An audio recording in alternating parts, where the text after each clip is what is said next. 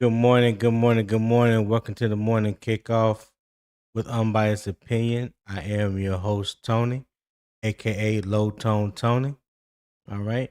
Carolina first offense went 3-and-out on 3 straight possessions in Buffalo. Then Wednesday in Jacksonville, both sides started slowly before the Panthers found better answers. The response matters, but the real question is whether this team is showing resilience or exposing a readiness problem. Okay. So before we get into it, let me bring my guest host today, uh Popping Bullets to the stage. What's going on, Popping? Good morning. Good morning, UO Sports Talk. Good morning, America. How you doing now? Yeah. Yeah, we're good. We're That's what's good, my up. guy. How you doing? Hey man, another day trying to make $1 and ain't making enough. But hey, I got a job. You know what I mean?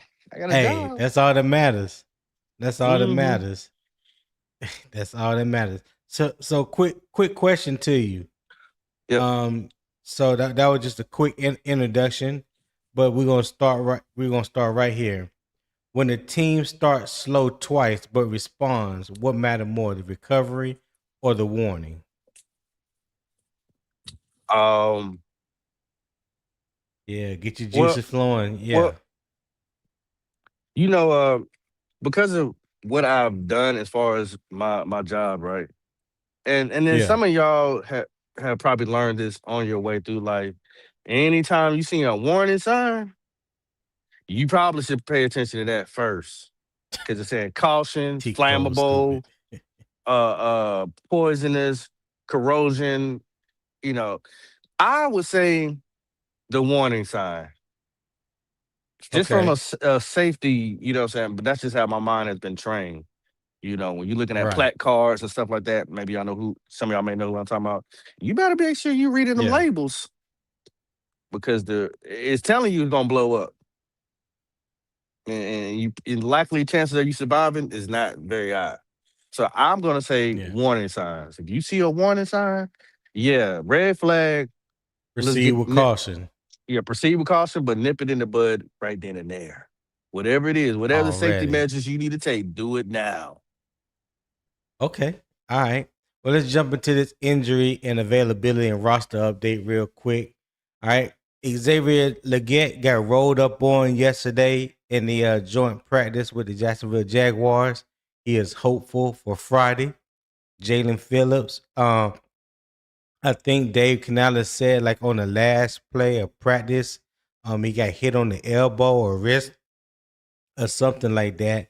They pulled him out and he could have gone back in. He said he was fine, but Dave Canales said they did just pull him back and held him out for precautionary reasons. Okay, Cam Jackson suffered a concussion Monday in practice before they even left Charlotte, so he's in the concussion protocol right now. So hopefully he can be cleared and be ready to go by Friday. But I also understand it probably ain't in no rush, so they probably just go ahead and give him, play it out through this week and hopefully and get him ready for next week. All right. Chuba Hubbard still sidelined with a hamstring. Robert Hunt and Damian Lewis, they returned to play yesterday. For yesterday practice. They played half of the 40 snaps that the offense that the starting that the ones. I think the ones played about 40 snaps on both sides of the ball. So they played about 20 snaps yesterday, those two. So hopefully they'll be still good to go. Hopefully their recovery will be good today. Um, the day after practice. Darren Waller, still doing individual work, side work, conditioning on the side. So hopefully, we may not see him Friday, the way things are trending, because he's yet to put on any pads or anything like that. So I'm not expecting to see him Wednesday. So hopefully next week against the Texans, we will get an opportunity to see him. I'm pretty sure we will, because we're going to need to see that before the regular season starts. All right. So that's all on the injury availability and roster update. So we're going to go right into our first topic of the day. Let me change that. Let me throw up my little banner. Is Carolina's slow start pattern a real concern? So here's the facts first. Carolina's first offense had 3 consecutive 3-and-outs against Buffalo and Jacksonville. The Panthers' offense and defense again started slowly before improving later in the joint practice. The offense's better stretch included a quick first-team completion to John Metchie III, stronger run game production, and 2 Bryce Young to Tetairoa McMillan touchdowns. Okay. Hunt and Lewis rotated through first team work, and the entire starting offensive line finished the final 2-minute period together. Okay. So the context is 2 slow starts in different competitive settings deserve examination, but they do not prove one simple cause. Offensive line continuity, protection, identification, timing, opponent quality, and urgency can all affect early operation. Friday's standard should be functional football, not merely a touchdown. Clean substitutions, correct alignment, protect the quarterback, positive first down football, and a possession that does not require Carolina to settle in before it can function. So, Papa, my first question to you is Carolina correcting under pressure or still starting too slow? What say you, my friend? Uh, I feel like they're still starting too slow. But it didn't. This been happening before even Dave Canales got here. We've been starting slow for years. Just seems like that's just something that's just been with us for the longest. Of just starting slow. Mm-hmm. I don't know how we can't get out this rut. I don't know if it's the motivation. I don't know what it is, but yeah, we definitely have a problem. Been having a problem of starting slow. Anybody can remember. Well, maybe anybody, but I remember that for sure. We've been starting slow for years, even before Bryce. Right. Well, so how do you feel about Carolina chances of getting it corrected before week 1? Do you think that's a strong possibility? What are the odds? Because like you said, I mean, historically we have been a slow starting team, especially under Dave Canales. I mean, you probably can even go back a little further than that. But at least with Dave Canales, we have started out 0-2, you know, um, since he's been here. Do you have any belief that we can flip the script and start out differently? It's gonna be to be determined, but I don't believe we will. Okay. All right. And how why is that? Why don't you believe we will? I don't see the confidence. I don't see and that's why I talked about it last night about how showing urgency and being intentional when you go out there, even though if it's practice, preseason, all of it matters. Mhm. You have to get each other on board that we're gonna start fast. Dave Canales can sit there and say it to his face turn blue, but if the players don't go out there and do it or believe in it, then there's a problem. There's something missing in the message. Is not being uh received because they just don't show it. So until they show it, then I'll change I'll be willing to say I'm wrong. Yeah, I'm wrong, but I haven't seen it. Okay. Dumb or crazy. All right. So how much should Hunt and Lewis limited snaps affect the evaluation of Carolina's slow starts?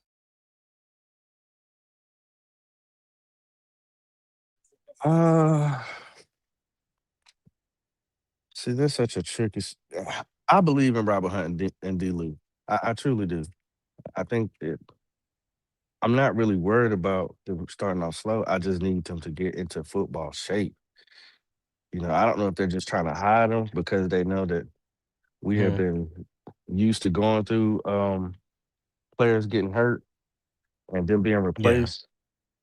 So maybe they're just, being very nurturing. But I don't really have any doubt for them guys. Them guys been playing with each other for a couple of years now. So I think they'll be all right. They're the least of my concern. I'm only concerned about them if they go down. But doesn't doesn't the fact that they are both dealing with injuries. Well, let me say this.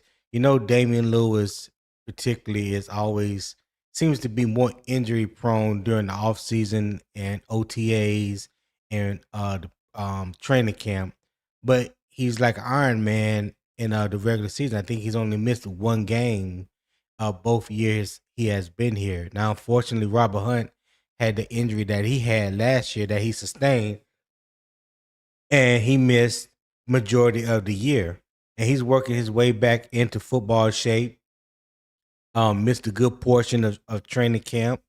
So, does that not leave you? Does that make you a little concerned that about the possibility that they may or may not be available for 17 games, given the backups that we have behind them currently?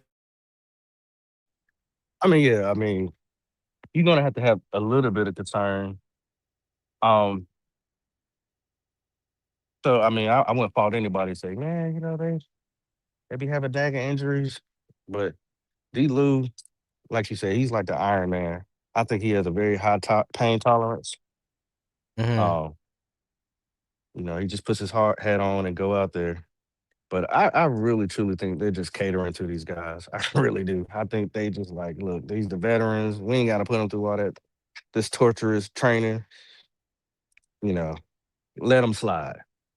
You know, I'm like but I do listen. worry. I do worry now. But how much do I worry? I'm not too worried. Right.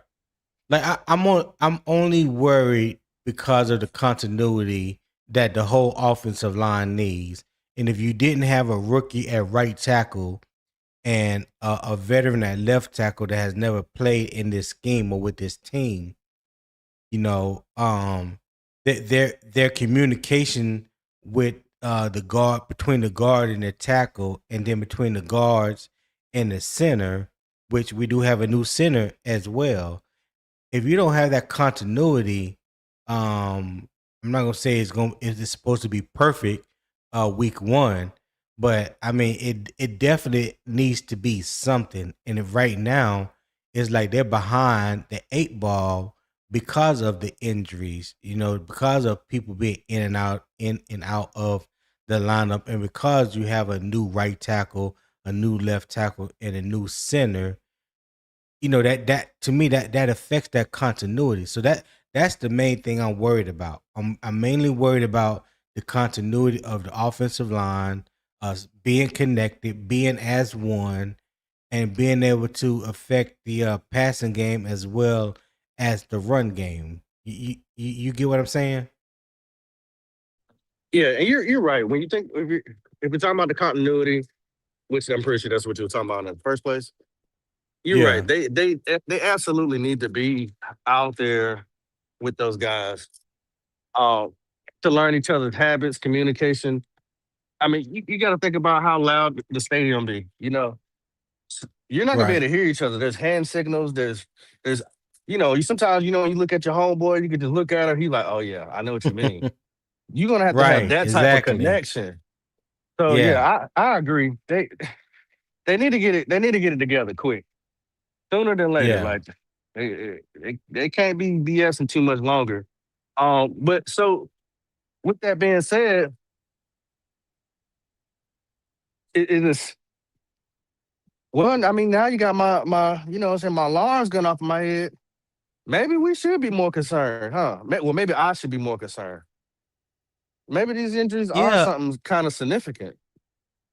What it is, because I mean, I've always said, when you talk about the offensive line and the defensive line, that is like the most important and the most connected group that you want to solidify early on. You want it to be the strength of your team. The trenches is you only going to go as far as the trenches allow you to go, and that's offensively and defensively. That's why it's, they always talk about building from the inside out. And nowadays, with the way offenses are in the NFL and the way defenses are, the trenches are even more important. Like, they've always been important to me. They've always been important, but for some reason, it just feel like that importance had gone up a level. You know what I'm saying? And it's like, when you don't have that, that can really cause or make a disturbance with everything else that you have going on. So especially offensively, you're talking about affecting the passing game, affecting the run game. So now, everybody's starting to look bad because we can't get the ball downfield, or we don't have time to throw the ball. The running backs don't have a running lane. The blocking is not as good as it should be.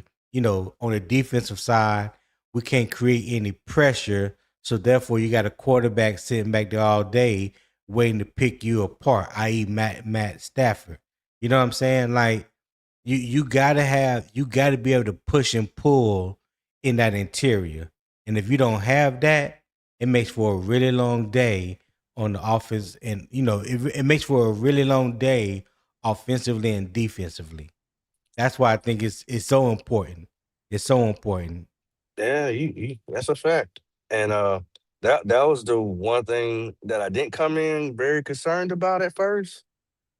Mhm. When we started off of what we was gonna have, I was like, okay, we're gonna have a pretty good offensive line. But one man after another start falling. And yeah, it's definitely, man. Remember when I asked you the other day, I said, hey, how worried are you about, or how concerned are you about the offensive line being the reason our win or loss ratio will be up and down? And you said you're very concerned. Yeah. I definitely can see why now. I can see why now because these guys they ain't got going yet, and I don't think they've ever set out this long. Now that I think about it, but we are just to throw some positivity. We are a week ahead of everybody in a sense. You said a week ahead.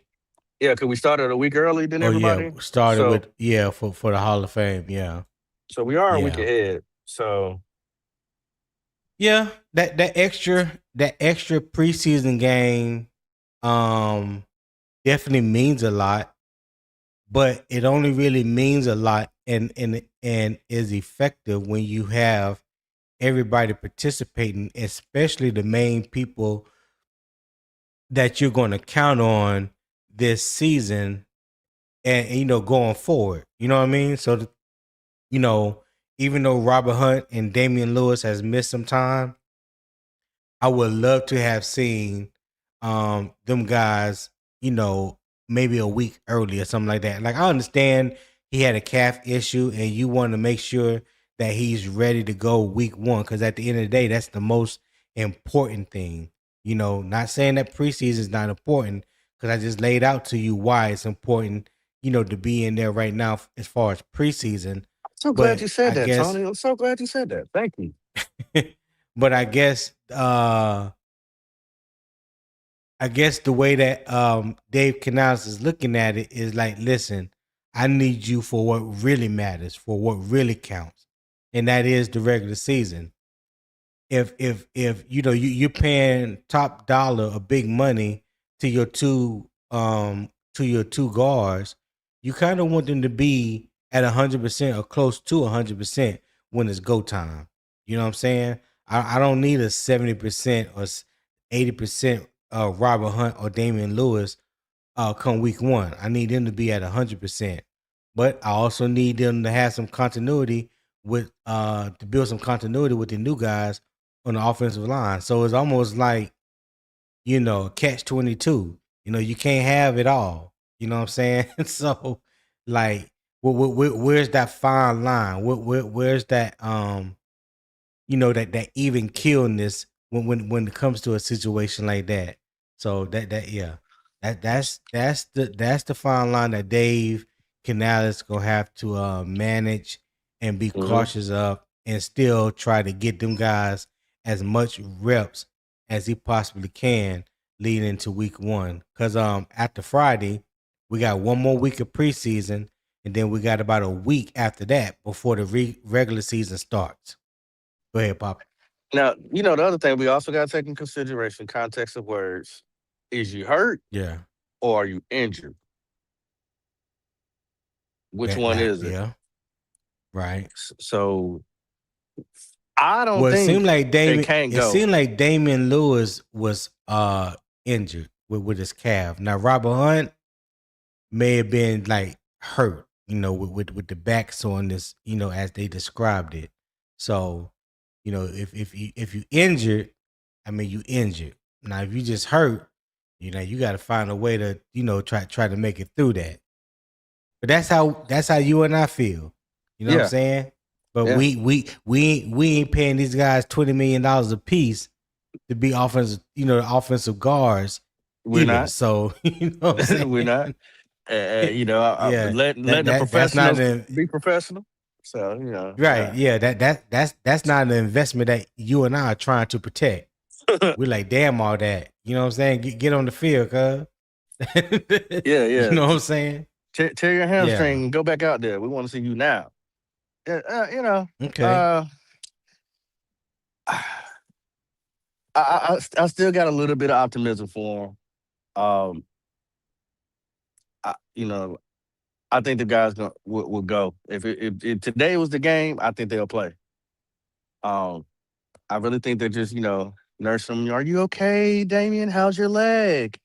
Mhm. Hun, how's your back?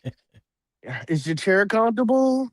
You know, I think it's a little more of that. But you're Really? right. They do need to Really? get that continuity. I think they're kind of just like, hey man, let these this koala bear and this other guy get all these snaps, man. I'm tired of busting my ass. I know what I can do. Hey, real quick. I didn't even have this as a question, but what do you think about Chandler Zavala taking snaps at center right now? I heard that he was taking snaps with Kenny Pickett on the side yesterday at joint practice. What you think about that? Koala Bear might be making a position move. Somebody had to go get some water or use the bathroom, and he was just there. It's like, hey, what's up with that bear? So they said, koala, bring your big ass over here and hike the ball. Can you do that? I can oh, do it. I can oh do it. God. Hell yeah. Oh God, I'm weak. Oh I weak. I, I What seen I seen them do it. I can do it. Put me in, coach. what hey, listen, if you gonna keep the man around, you've already seen that it's not working out at the guard position. Hey, put him in a little bit more of a tighter space, which is center. He ain't got it. You know what I'm saying? Like, No, it's the bench. The tighter space is the it, bench. Oh, at home. Yeah, uh, I prefer yeah. those two. I don't know what to think of him working at center. I really truly don't have an opinion on that right this minute. That was some new news that I saw yesterday. I seen somebody just mention it in the chat as well. That's what made me think of it again. Um, but like Dave Canales and pretty much all coaches have said, the more you can do, the more you try to make yourself valuable to the team, to make the 53-man roster. So maybe it's a situation where Dave Canales maybe has realized, listen, he might not be able to stick if he just playing guard. Let's try him at center and see what he do there. You know. Is it just a temporary thing, something that they just trying out? Because if that's the case, I wonder who is the backup guard now to Damian Lewis. Will it be Jake the Snake Curhan? You know, our guy who we feel like should have been there in the first place. You know, that I would definitely love to see Jake in there. You know, Yeah, I don't understand why Jake wasn't in there. Like, what's the holdup? Exactly, exactly, Blows my exactly. mind. Hey, I'm with you when you're right, dog. I'm with you when Jesus. you're right. So let me ask you this other question. Let me ask you this question here: Can the Bryce Young and Tetairoa McMillan connection be a reliable answer without becoming the only answer? What you think about that? Oh Now, no, before they you can't be the answer only. that, Oh, so okay, okay. but before you answer that, so think of it as the last year. No Jalen Coker for the first 6 games, but now this year looks like Jalen Coker is going to be healthy. And I'm under the impression if he's healthy and he starts week 2, I don't think the teams are going to be able to double team Tetairoa McMillan as much like they did last year. Now, what you think about that? I agree. I don't think they'll be able to double team him as much as they did. Oh, even though I heard Jalen Coker was getting locked up yesterday, I heard they put the clamps on Yeah, him. He wasn't doing nothing. Uh, really? yeah, that's from what I heard. Wow. Uh, and then but they can't. There's no way with the defenses we're going against this year that T Mac to Bryce connection can be the only successful connection. That's the first thing they're gonna do is take away T Mac. They're gonna try. That's the first thing they're gonna do. That's why you have to Mm-hmm. build these connections with these other wide receivers. You know what I'm saying? You have to do it. I told Quantum last night, um, I grew up, whatever was in that refrigerator is what you're gonna make. If you got a jelly, guess what? You making you a syrup sandwich. Bryce gotta find a way to make it work with what he's got. These all professionals. This is the time to get it figured out. Yes, T Max is number one. He deserves to get the bulk of the targets. But like I said, if you're the defensive guy, what would you do? You would try to take him away. You have to go to somebody. If Cokers get locked up, hey, you got to find somebody else. But Yeah. that's the chess game of playing football. Who else can you go to? Who else are you building trust in? And who else is building trust with you at the same time? They got to make this connection. But no, it won't work if it's just T Mac and Bryce. No, that won't work at all, in my opinion. Right. Right. Because I mean, if that's the case, it might as well just be just what it was last year when Jalen Coker missed the first 6 games. When XL was pretty much non-existent, when like there was no number 2 wide receiver. I mean, technically, you know what I'm saying? Because there was no other receiver that the defenses were scared of. So it was easy for them to double team T Mac last year. You know, so hopefully, even though we may not, or we may not have heard much about it yesterday as far as being Jalen Coker um being effective yesterday. I don't think that'll be the case come the regular season. And I'm just basing that off the production I've seen from him when he is healthy and on the field.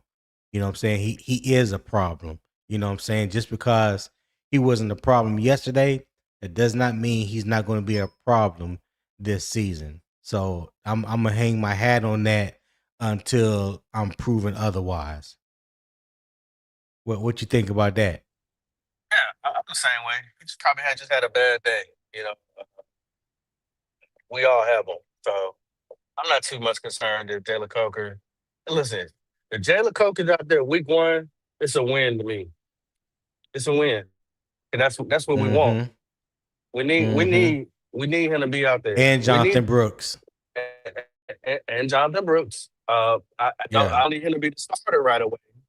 Uh, Right. but I need him to be available week one. So I need to see Right. CLT. That's Coca Leggett and T Mac. I need to see Jonathan Brooks Right. be available as well. Uh, but it all gonna also come down to play calling, how you use your weapons, and things of that nature. You can have all the weapons in the world, but if you don't know how to use them right, guess what? Checkmate. You have just now lost the chessboard If game. you can't protect your quarterback so they can Oh, you ain't use gonna the never get it. weapons. Yeah, you're right. Right. Yeah. Exactly. Exactly. Listen, I'm going to always say it. I don't care what the argument is, what anybody can come up with. There's no way, possible that you can ever get me off of believing that if the trenches ain't right, you're not going to win nothing. That's just full stop. And it has been proven over and over and over and over again. Now there's been an anomaly here and there, i.e. Joe Burrow. I think his first year or second year, something like that. But when you got two number one wide receivers, then you had a real solid number two, and then you had one of the top five, top 10 backs in the league when they had Joe Mixon. I mean, you can get away with some things. Well, we ain't got that. We you know what I'm saying? We ain't got two number one wide receivers. We ain't got a Joe Mixon in the backfield. So hey, I mean, hell, we don't even have a Joe Burrow at quarterback. So let's just keep it all the way real. So, you know, like I Yeah, said, I like when you talk like that. typically typically, I mean that's true. I ain't gonna never, I would never try to compare Bryce to Joe Burrow. Like what are we talking about? There is no comparison. Yeah. But yeah, man, the line is where it's at. That's why it's so important to have your starters that have never really played together, honestly and truly. They need as much continuity, reps together as possible. Because if not, hey, I don't know. I don't know what to tell you. I really don't know what to tell you. Yeah, that's like. Um, Oh, go ahead. no, go ahead, Papa. Go ahead. I didn't know you was going to say something. Go ahead. That's why I commend Oh, real, Canales. real quick. I apologize. Real No, quick. no, go ahead. Shout out to Reality Beats for the $4.99 super chat. He said Alex Zitlow said Coker cussed Bryce out because he was wide open, but Bryce dumped it to Brooks for a loss. Okay, all right. Well, Is that I true? now yeah. He said Alex Zitlow said so. Hey, look, Alex Zitlow to me is a very credible young reporter. I mean, he don't come across to me as putting out clickbait or stuff like that. So if he said it, I'm gonna take his word for it. I'm gonna go and look for that comment in on Wow. Twitter in a little bit. But yeah, So the and I'm light pretty skin sure Hussein he. Muhammad cussed Bryce out. Nice. Nice. Wait a minute. Wait. Wait. I need some context on that. Why you call him light skinned Muslim Muhammad? Because if I was thinking about all the players that we've had in our Panther history, that's who he reminds me of. A route runner, big, physical, can get open, can Yeah. use his body to box you out. Um, Okay. yeah, hard to Okay. I deal got with. you. I call him the light skinned I Hussein got you. Muhammad. Yeah. I got you. Okay. All right. Yeah.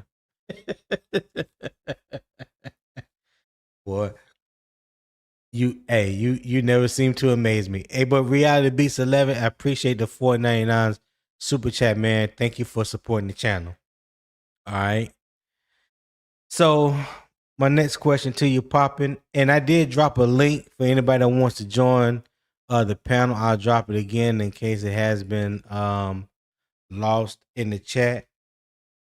So my next question to you, Poppin', is what must Brooks, Dillon, and Achan provide to keep the offense on schedule without Hubbard? For one, they got to be available. So that means on the field and present week one. Number two, they got to be available on the field as well if Bryce needs to give it to you. And three, Mm-hmm. they got to come with that tenacity. You got to own that field. You got to bring that nastiness on the field because that's what we're predicated off of. Nasty running backs that's willing to take a pounding and give a pounding. Pause.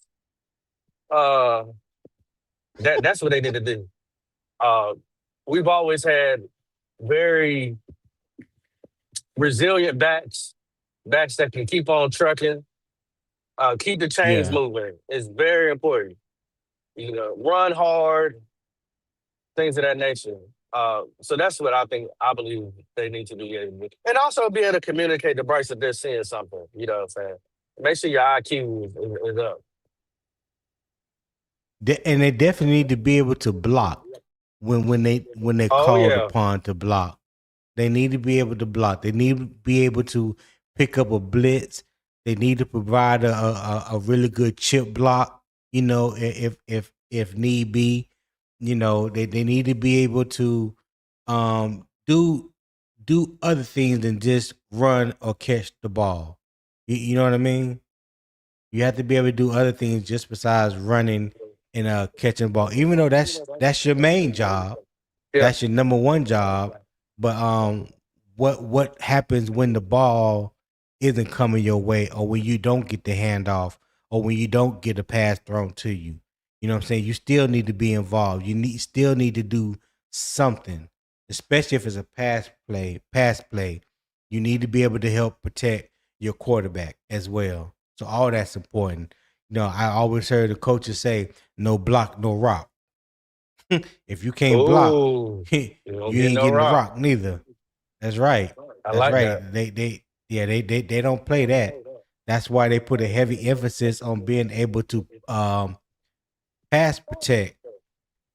Even though you're a running back, you got to be able to pass protect as well as run the ball.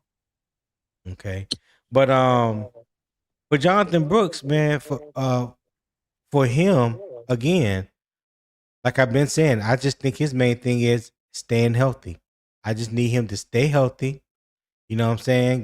Get some contact, which he has been. He made it through the Hall of Fame game. He made it through the Buffalo game. He made it through the joint practice yesterday. So the recovery the next day is always important. That's something that I spoke about yesterday. So all things are pointing upward.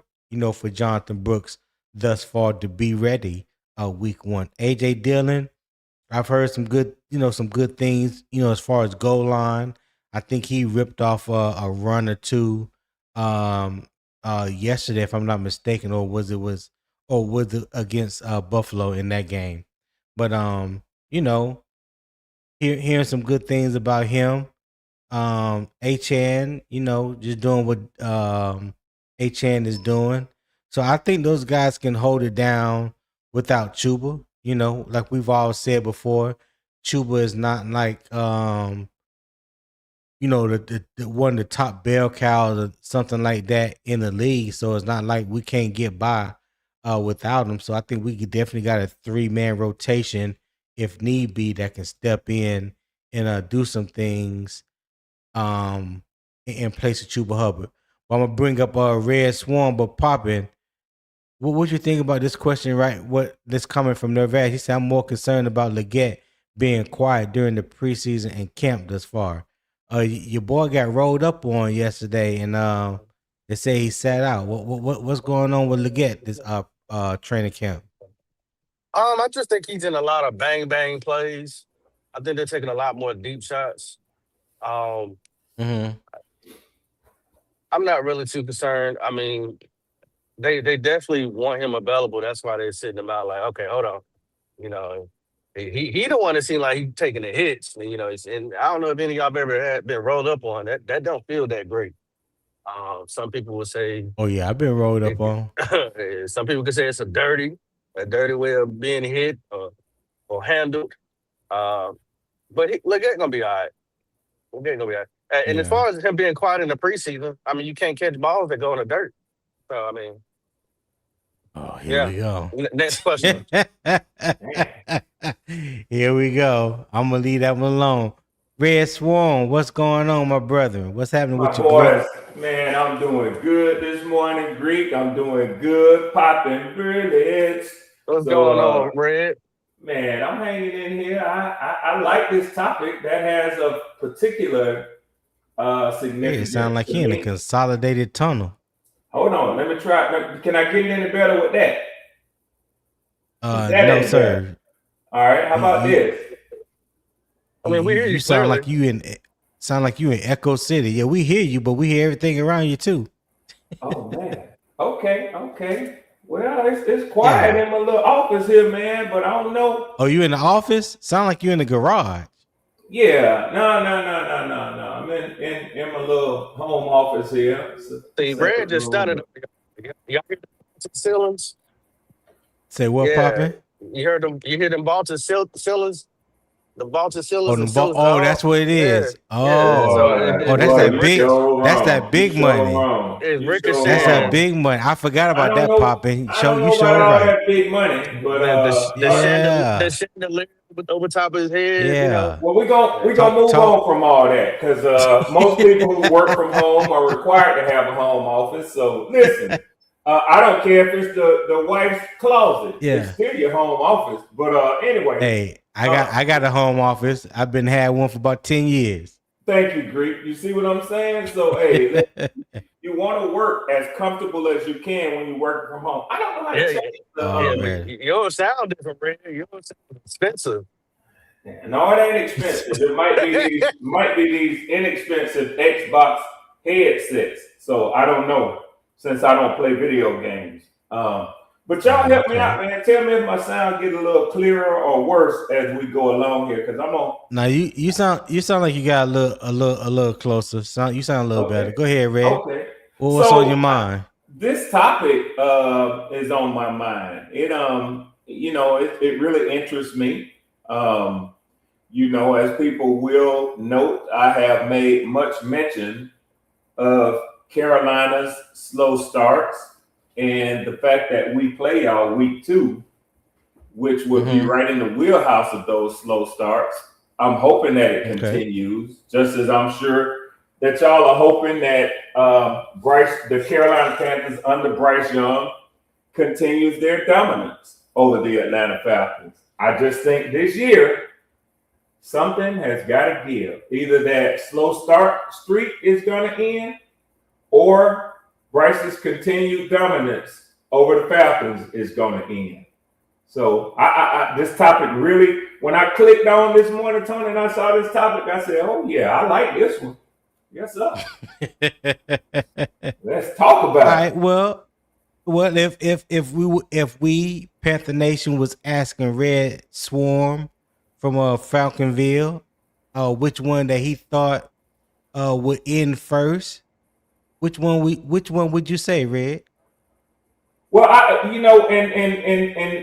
understand I'm gonna get a lot of pushback on this because we are both gonna just cape for our team, but I honestly feel like it would be the Panthers' dominance over the recent dominance. Let me say that recent dominance over the Falcons.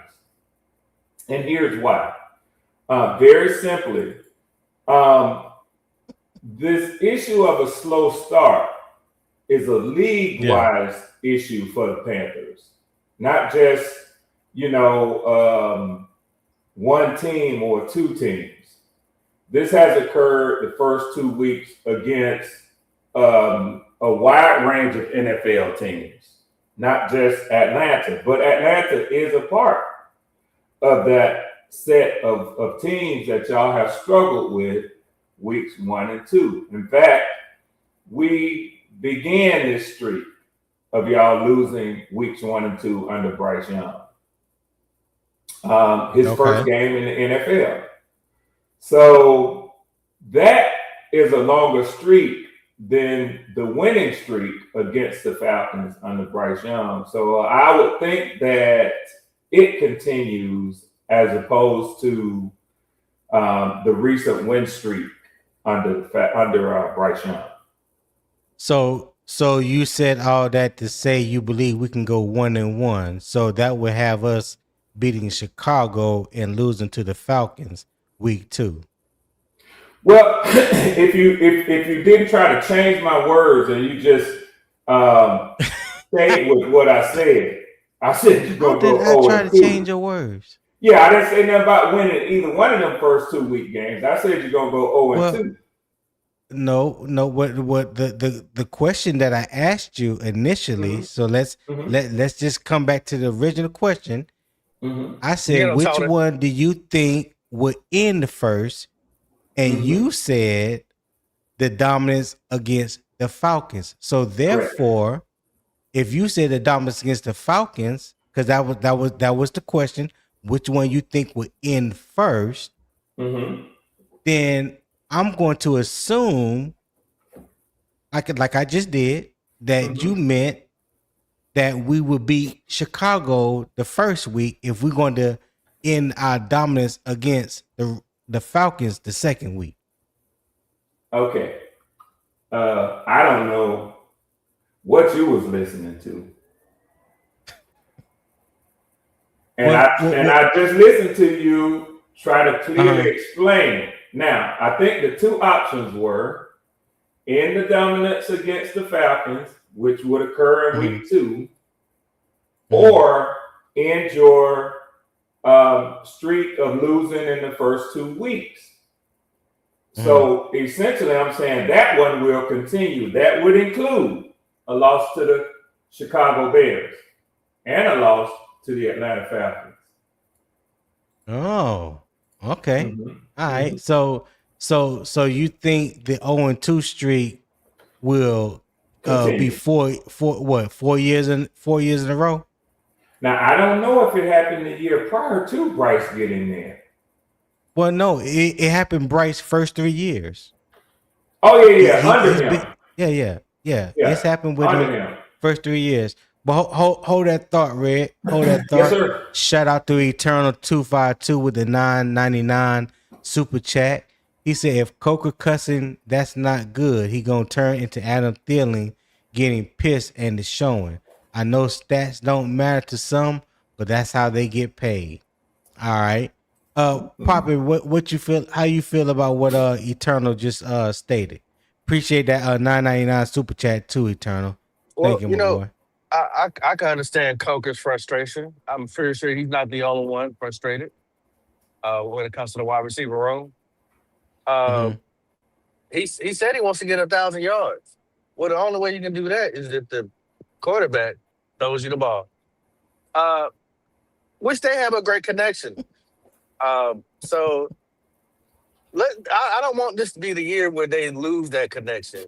And if he needs to turn up and tell Bryce Young to, hey man, open your eyes. Light-skinned Nasir Muhammad is open. Throw me the ball. Then that's what he needs to do. I done got paid now. I can talk to you because I ain't getting cut. Yes, sir. You see this hand welling up in the air? That means I'm open, boy. Throw me the ball. So I appreciate Coker cussing out Bryce Young. I mean, shit, Bryce Young cussing everybody. Hold each other accountable. Yeah. You know what I mean? Exactly. So that's all. Exactly. I don't think there's nothing wrong with that. Yeah. Go ahead. So yeah, Tony, I just took a quick peek. A quick peek, and it does extend beyond Bryce Young's tenure with y'all.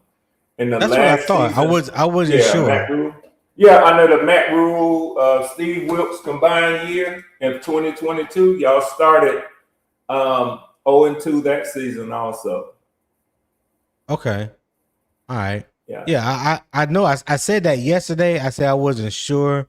I think I asked the chat to double check that, but nobody got back with me on that. AJ Brooks said, Tony. He said, Tony, can you remind the class of Bryce's record against Atlanta and Atlanta's current QB situation? Well, I can remind you of the record for Bryce against Atlanta, which is 4-2. AJ, I'm gonna let the resident Falcon fan speak about the current QB situation because I'm not really too familiar with it. So, Red Swarm, if you would enlighten the class on the QB situation right now, currently in Atlanta. Yeah, I don't know if AJ Brooks has been in a foreign country where they don't have the internet at. Tony, I know you're in a foreign country, but you have internet. So listen closely, AJ. We signed Tua Tagovailoa in the offseason to compete with Michael Penix for the starting quarterback position. That is our current quarterback situation. Didn't Jack Strand go down with an injury last week? No, He didn't. Yeah, I think Okay. Jack Strand actually looked pretty good too. Hey, yeah, he did. But But he again, did. Okay. do yeah, very preseason similar matter, Red? to. Go ahead, Pop. My bad. Do preseason matter? Preseason absolutely matters. Hell Okay. yeah, it matters. That's all I wanted to know. Cool. Yeah. Yeah. Preseason is an early look at what your team is doing in training camp that is not always visible to the public. So it's a window into how the team is measuring up against other NFL teams as well whenever they have scrimmages, whenever they have preseason games. You know, you can say what you will about vanilla and we ain't trying to do this and a fumble don't matter on a snap and it just looks like there's no cohesion in what the team is putting on the field. Okay, but that's what they're putting on the field. So you can make any excuse you want to make, but that's your team at that particular snapshot of preseason. And I'm one who believes teams aren't intentionally going out there to look bad. What's really the point of that? I mean, that's the most asinine statement. They're trying not to look good, or they, it's not. Who a said matter that? Well, That's what you heard, Red? Well, I heard Rashad say that yesterday. I did, and I called him by name because he's a frequent guest on your show. And I realized that he may actually be listening, and then if so, he can pop up to defend his comments. But yeah, Rashad said that dumb shit. Yeah. Yeah. That's crazy. I really want to hear what he said. That's crazy if he said that. You know what I'm saying? I take your word for it, Red. I ain't gonna lie on that, man. You done called him out. You done called him out. Yeah. But yeah, Charlie the Gamer, the PayPal is on the screen right there at the top right hand corner, and I also just dropped the PayPal link as well in the chat, my boy, and I appreciate it. Let me know when you make a donation, and so I can properly shout you out about it. But yeah, but also Red, now yes. Getting back on to the question that that Papa just asked you about preseason doesn't matter. And I'm with y'all, preseason does matter. I don't think it matters to everyone equally. Meaning the guys that are starters that know that their position is locked, that know that they're not fighting for a position, they're going to be on the team. I don't think it matters as much to them as to the guys that are struggling and fighting to make a team. People that are undrafted free agents or late round draft picks that have no guarantees of making a team, or somebody that's been trying to make a squad for 2, 3, 4, 5 years and just haven't had that card of break or been able to latch on with a team. You hear the coaches talk about a lot of time that the preseason is the time where they use for evaluation. I've also heard coaches say they're not worried about the scoreboard. They worried more about the execution.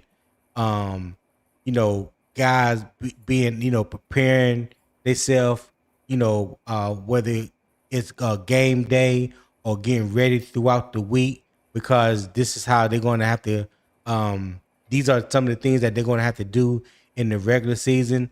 So, like I mentioned yesterday, when you have 90 people in training camp and there's only 53 roster spots, those coaches got a lot of people they got to evaluate. And that's why a lot of the times in the way that they do it now with the joint practices, the ones get majority of the work during the joint practices, and then you'll see like the 2s, the 3s, the 4s, they getting most of the time in the preseason games. So I think that gives these coaches and these front office people enough time to evaluate not only the starters, but also the ones that they're looking to potentially be backups, fill the 16-man practice squad, things like that. So yeah, I don't think it's equal all across the board, but to some, it does matter more to others, in my opinion. And well, damn, where you go? Okay, I'll wait for him to come back up. What you think about that, Red? Yeah, especially when you say the day-to-day training that goes on in the preseason. Yeah, I mean, your starters aren't going to have to worry about it. To me, it's a big part of conditioning and something, a term that y'all have probably heard. This is my first time hearing it this preseason with Stefanski, where he says players need to get calloused. So basically, they've been handling babies at home. They've been traveling. They've been eating all kind of food. They ain't in game shape. So they need to get their bodies in game shape. Develop some calluses on them. You know what I'm saying? So, Right. Yes, but I think also it becomes as important. Say when you have a Monroe Freeling who's a rookie and he's going to be starting for your team. He's a starter, no doubt about it. Already named to be a starter for week 1. Well, when he gets a chance to go against a Trayvon Walker, who was the number 1 overall drafted pick out of UGA, starting in for the Jacksonville Jaguars, that's very important to him. He needs to see how he's measuring up against that NFL competition from another team. You're right. So I think, as you say, Tony, not to disagree with you, but I think the scenario that they're in creates the value of it. Back to what I was saying earlier when Pop asked me, does preseason matter? Hell yeah, but it's not just one simple answer, as you say. You can't just say that, it matters the same. It matters the same amount for every player. No, it doesn't. No, it doesn't. And if you think that it does and you try to make that argument, I think you're being illogical. It's not the same pressure for an 8-year veteran who is under a massive contract and knows that he don't have nothing to worry about just to be healthy week 1. So you may not see him going out there balls to the walls because really and truly, his main objective is to stay healthy. So, but for, like you said, a guy who knows he has a chance to make the 53 rather than the practice squad, oh yeah, he trying to do some things in camp. You know what I'm saying? So yeah, it varies depending upon what the situation is. So, but yeah, I still think it's important. Okay, real quick, shout out to Charlie the Gamer for that PayPal gift. I greatly appreciate it, my guy. He said preseason is a preview of the regular season. Yeah. I agree with you on that one, Charlie. Again, thank you for the PayPal gift. Thank you for supporting the show, my guy. I'll talk shit to you more later on another show. All right. Will Robinson, Tip Drill Will, what's going on, my brother?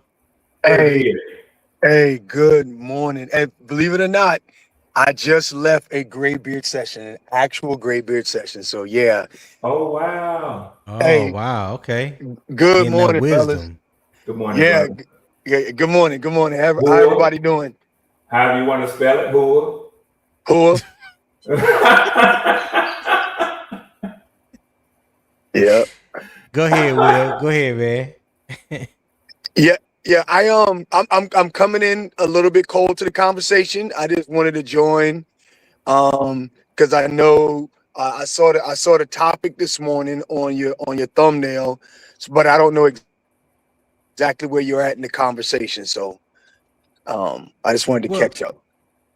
well, go ahead. What's on your mind? I mean, we still dealing with the first topic. We're still dealing with that. Okay. I know that you guys talked about starting out slow. And I'll tell you this. I'm glad that we are seeing some of the things that we're seeing, right? It's obvious to me our offensive line is not firing on all cylinders. Right. And right now, this time against Jacksonville and this time against Houston is designed to iron out those details as best they can. Don't say that they'll all get done, but that's the time to do it. So it's time to smooth out the edges, evaluate the roster, and get ready for the season. And I know that you guys were just talking about does the preseason matter? It absolutely matters. And I think Red did a good job of explaining, and you did a good job of explaining. It matters differently for different people. Right? And people got to understand that. Derek Brown is not in preseason to prove that he's going to be on the 53-man roster. That's just not what he's doing. And so people got to understand that it means different for different people. Derek Brown is using that preseason as his tune-up, but there are people that's on that roster. What's that name? Cam Jackson is that the young kid, the nose tackle, Cam Jackson? Yeah, he's out with a concussion. He's proven that he wants to be on the 53. There's the difference.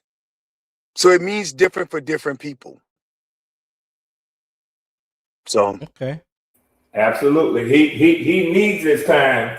Having a concussion hurts him because you got Lee Hunters and other people who are pushing him to be the first young guy on the field. So trust me, he ain't feeling good about the fact that he's missing time. Whereas you got J.C. Horn and others who is like, hey man, let me come in here and get my exercise in, get my reps in, stay, like Will said, tune up. But man, let's get to week one already. Let this shit count when I hit the field. So you know what I mean? It's different, man. Right. And as fans, we want to see the finished product right away. And I do too. So when people say, oh, and I try to explain, artfully, the number on the scoreboard matters a lot less to the coaching staff right now than an individual evaluation of the talent and the evaluation of the installs that they're trying to put together. They are doing much more work on not why we lost the game, but why this rep isn't matter, or why is this person not winning their individual battle? Why are you not keeping your pad level down?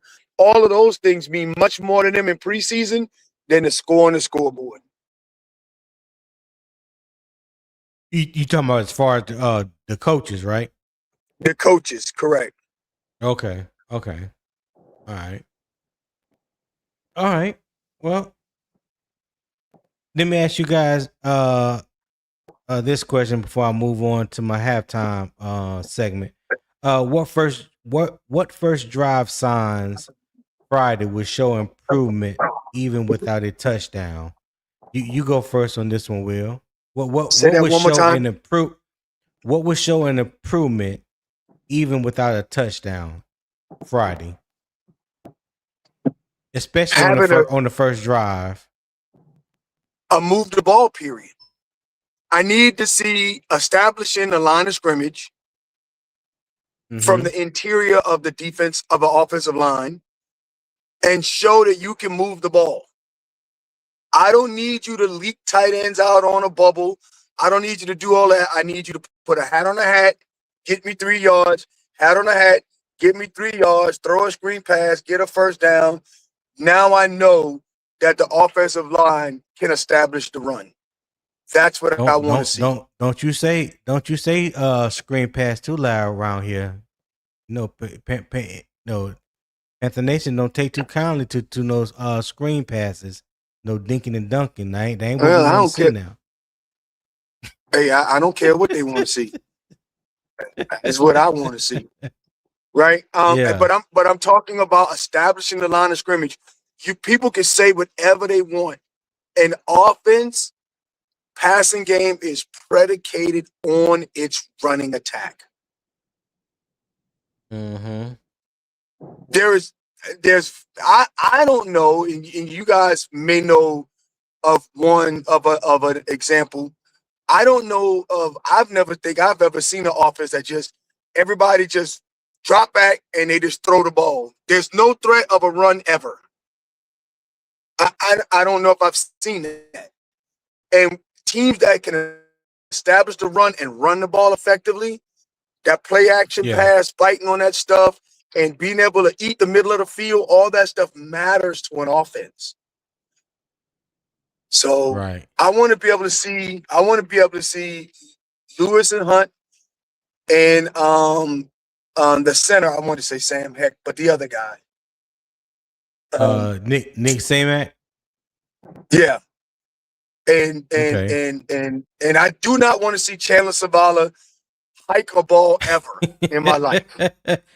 Hey, I was just going to ask you about that, but real quick. Hey, Cool Kale, your wrench ain't showing up because I see you're coming through CJ's channel and not mine. So if you want your wrench to show up, I need you to come through on Bias Opinion Sports Talk. All right, but yeah, what Poppin', let me get Poppin' answer real quick on this one. Yeah, I was hoping to get his because I know he gonna have some comedy with his answer. So yeah. What's up, Poppin'? Well, he might be busy. Okay, all right. Red, what do you think? Even though it's not really important what you think, but you hear. What first drive signs Friday would show improvement even without a touchdown for your beloved Carolina Panthers? Yeah, I think there's some crossover. My beloved Atlanta Falcons did not look good at all in our preseason game, and both teams suffered from similar fate. I can just put it simply. When you talk about, in particular, the first drive for your beloved and my hated Carolina Panthers would be just get a first down by hook or by crook. You know, Will said it, move the chains, but I can even simplify it. On the first drive, get a first down. And, you know, that's improvement because in 3 drives in a full quarter, you failed to get a first down. So it's improvement to see a first down out of your first team offense. Yeah. Hey, Cool Kev, I know you didn't need a wrench, bro. I know you didn't, but I put it on you anyway because you showed big love yesterday. And it just made me feel better just seeing the wrench that I gave you beside your name. That's all. That's all. I appreciate it, though. Poppin', I'm gonna drop Poppin' off because he probably busy or somewhere where he can't talk, so I can bring Nick up. Prowling veteran, what's going on? What's up, man? How you doing? Man, I'm good. What's up, saying? Soldier? Hey, how you doing, Red? Hey, Red. Doing Everything good, man. I'm actually just tired of. I'm actually tired of our fan base. I just want to throw them in the trash can the trash can over, back up and run it over again. That's what I want to Yeah. do. I'm tired of our fan Well, base. Man. talk about it. You know, we family here. You know, Yeah, we and ain't got you nothing know but what? And you know what? Red come in. I got a couch right here for a little therapy. Go ahead. Red coming here with good fun, trash talking, you know, amongst what y'all like this. But at the end of the day, what I'm really tired of is that we are where we are right now, and we have to deal with it. And for people to be jumping off the ship already, I'm like, man, y'all are so stupid, man. This is it is literally. Red and them got more to complain about than we do, and I don't hear no Atlanta fan ready to dive face first into into the whole trash can, man. Come on, man. Like, Hey, Nick. Hey, Nick, when you put them in the trash can, I'm gonna light the trash can on fire. I don't want them coming back. yeah. I'm just, and then you know Oh, they let y'all let ruthless. insurgents. And I'm gonna call it. That's what I'm gonna call them. They because I ain't even gonna call Red that. Red ain't no. Red is the second cousin that just happened to be from Atlanta, and he an Atlanta fan. That's cool. But they let these Right. insurgents get in here, and then they just tried to Third, force. They tried to. third cousin. I ain't that close to you. I ain't that close to you. Third cousin. There we go. Whatever Red said. But you know, you ever notice it's all fun and games with Red. But at the Yeah. end of the day, man, like they let these Thank you, Nick. insurgents come in here and they start talking all this craziness. Like, oh man, throw Bryce Young in the trash can. Oh, I'm like, dude, we ain't even gotten to the season yet, and y'all already crying about it. Then y'all dump. Then you got the ones out here talking some Haynes King. Oh my God! Like, no, dude. The dude has played one game. They go Haynes King, #1 fan, Charlie the Gamer. Don't piss Charlie off, Nick. Game against some third. You breaking up, my guy. You breaking up real bad. And he was talking good. But I do want Oh, to my get bad. Hold on one clarification second. on. I'm going. I do want to get clarification on exactly what the hell did Nick mean. And I don't even think he was taking a shot. It's just the way Nick is. What the hell he mean that Red and the Falcons got more to complain about than Carolina does? Y'all do. Well, Red, I will Oh no, allow Nick I wasn't explain himself. taking a shot. I'm open to all answers. Will, you too, Tony? Yeah, y'all go ahead. Oh, I ain't got one. look, look. I am not complaining. I am not. I ain't taking no shot. What I'm saying is that y'all quarterbacks is injured and all that kind of stuff. And you basically back where y'all started it. I had given y'all praise for getting some pass rush finally after like 10 years. And then here we are. Your pass rush is suspended. But at the end of the day, like y'all, I don't see y'all fans diving off the onto the sword. That's what I'm saying, and I feel like that's what our fan base is doing. And Mm. Go ahead, Will. Oh, okay. I didn't know if that was me that cut off. I think but I like what he called them insurgents, right?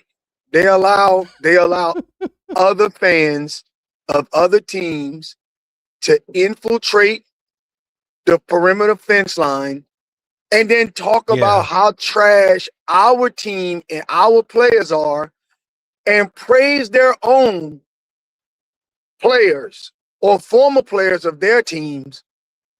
And we sit there and defend that they are right. I find it. They join in. They join in the bashing of our team. Hey, I find it abhorrent. I just thought I was like, I can't listen to this BS, man, because what are we doing? What are we doing? I went like, I had to go get me a haircut. And I had, whenever I go get me a haircut, all of the barbers in there, they're Falcon fans because I'm living in Georgia right now. And the first thing they say to us is, as long as we win week 2, I don't care. You see what I'm saying? Yeah. But you don't hear them hold that. saying, And that's cool. and you don't Hold hear that them thought. saying, Hold that I'm sorry. thought, fellas. Hold that thought. Hey, shout out to Tebow for that PayPal gift. I greatly appreciate you, my guy. Thank you for supporting the channel. You always support the channel, and I appreciate that. So yeah, shout out to Tebow for that support. Go ahead, Will. Yeah, so I just wish that our fans would be a little more loyal. I didn't say be critical, not be critical of, decisions being made or players and stuff like that. There's a difference between being critical of the player and just being outright disloyal and being a trash ass fan base. We got to do better by it. We got to do better as a fan base. And I know that that's going to upset, and the people that it upset, if you're upset, I'm talking to you. That's who I'm talking to. If you upset, I'm not saying that if you do not care for Bryce Young, you don't think he's the answer. That is different than being an asshole of a fan. That is two different things. And I feel I can speak with this one on authority, right? 336 is not in the group of people I'm talking about. He's not a Bryce Young fan. He always gonna take up for his little brother. Ain't that something? Hey, I know, right? Y'all leave 336 the hell alone. I'm working on him. But what I'm saying is he does not like Bryce Young, but he's not a trash ass fan. Does that make sense? Right. Yeah. Look, I'm gonna take this one. Hold on, because I think Red want to respond to Nick on that clarity. Yeah, I certainly can. I get where Nick and I guess in part where Will is coming from. Sounds like Will was more relation to the fellas in the barbershop. I certainly don't feel that way. I don't feel that way. But as far as his response to what I heard him say about we got more to worry about, I don't, and I'll try to be brief and clear. I don't necessarily agree with that. A team is made up of more than edge rushers, and I think when you take that into account and you say, well, yeah, you lost one of the edge rushers for an entire season with a torn ACL. Some of y'all might be able to relate to that. Others of you may not even see the commonality of that. But then the other edge rusher, young edge rusher, who was clearly put up better numbers as far as sacks goes, is under an 8-game suspension. I mean, you have to do what you have to do to shore your edges up for missing both of them. And hearkening back to my initial statement, a team is made up of more than edge rushers. So you may have to scheme it open. You may have to go out and get some replacement players. I think that we had already done a good job of bringing in depth in the offseason with Azeez Ojulari and Samson Ebukam. I think that rather than them just simply saying, well, we'll roll with what we got, they made some attempt to go out and get some veteran edge presence with Zadarius Smith. The pickings is slim. I mean, it's not like he is a current All-Pro, but he's, he knows what he's doing on the edge. He's a little long in the tooth. Hold that thought for me real quick, Red. I'll let you come back to it. Hey, shout out to Jermaine J. Shepard, 2778. Hey, cool Kev. We gotta call Jermaine Shepard out. He ain't come join you at the donation booth yesterday like he said he was gonna do. So I'm gonna go ahead and put my beloved cousin Jermaine J. Shepherd, aka Black Ass, on Front Street in front of everybody because he didn't do what he said he was gonna do yesterday. Jesus. So listen, we've been here. We've been here hour and 20 minutes. If you're loving the conversation, the vibe, the debate, the energy, and everything, scan the QR code on your screen that's in the top right. Show support to the show. All right. There's also a pinned comment in the YouTube chat, pinned at the top that will take you to the PayPal link. All right. You can click that.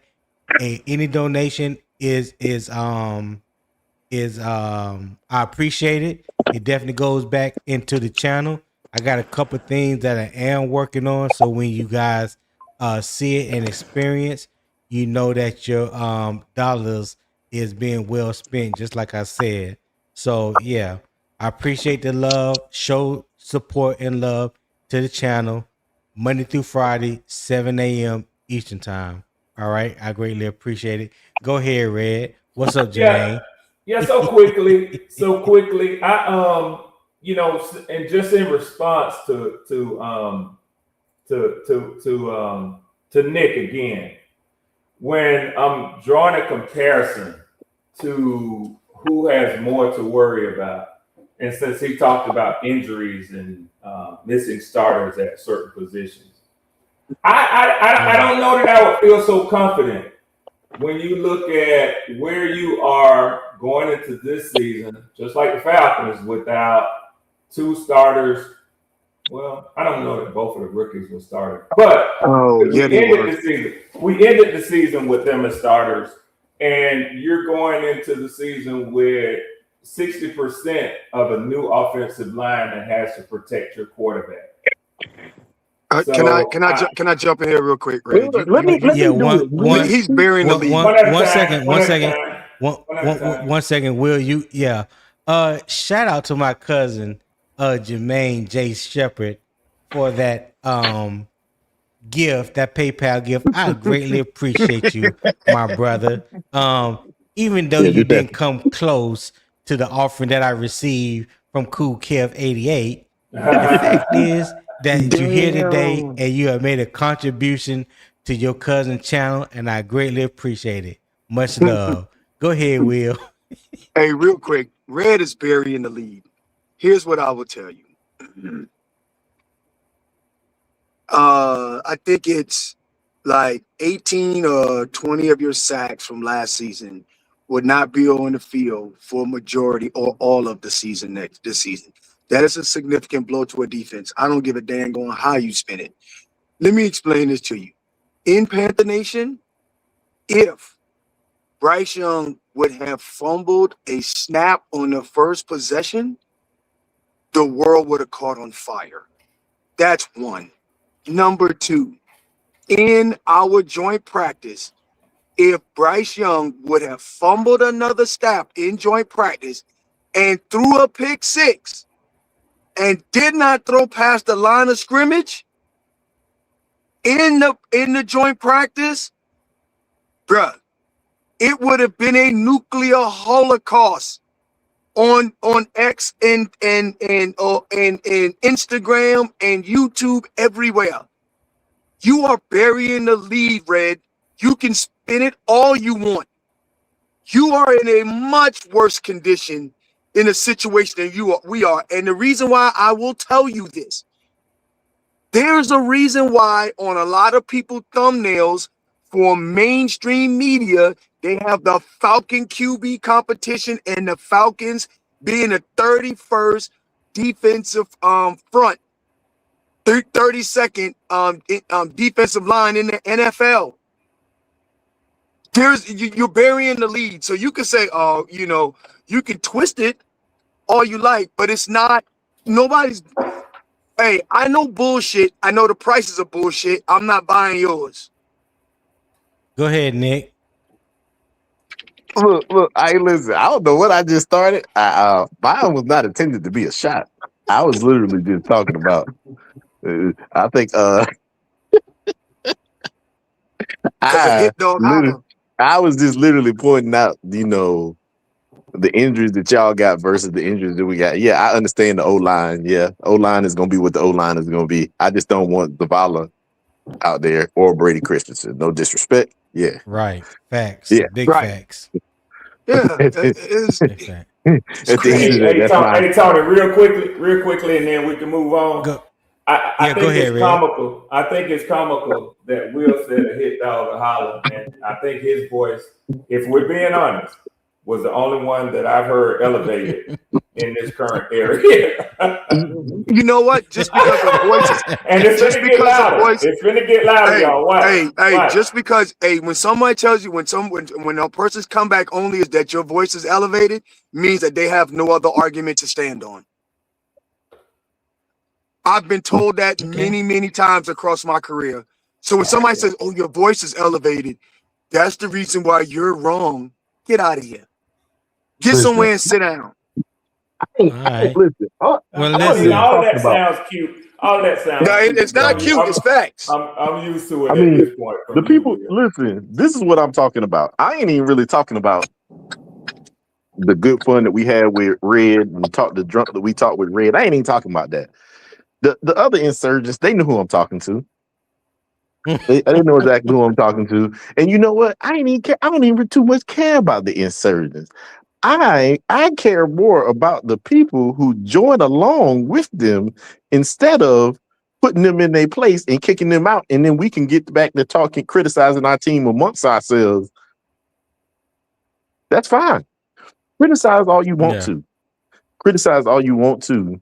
But the moment that you let the terrorists, I ain't even gonna call them insurgents no more, the terrorists come in here and you join in with them, you are part of the problem.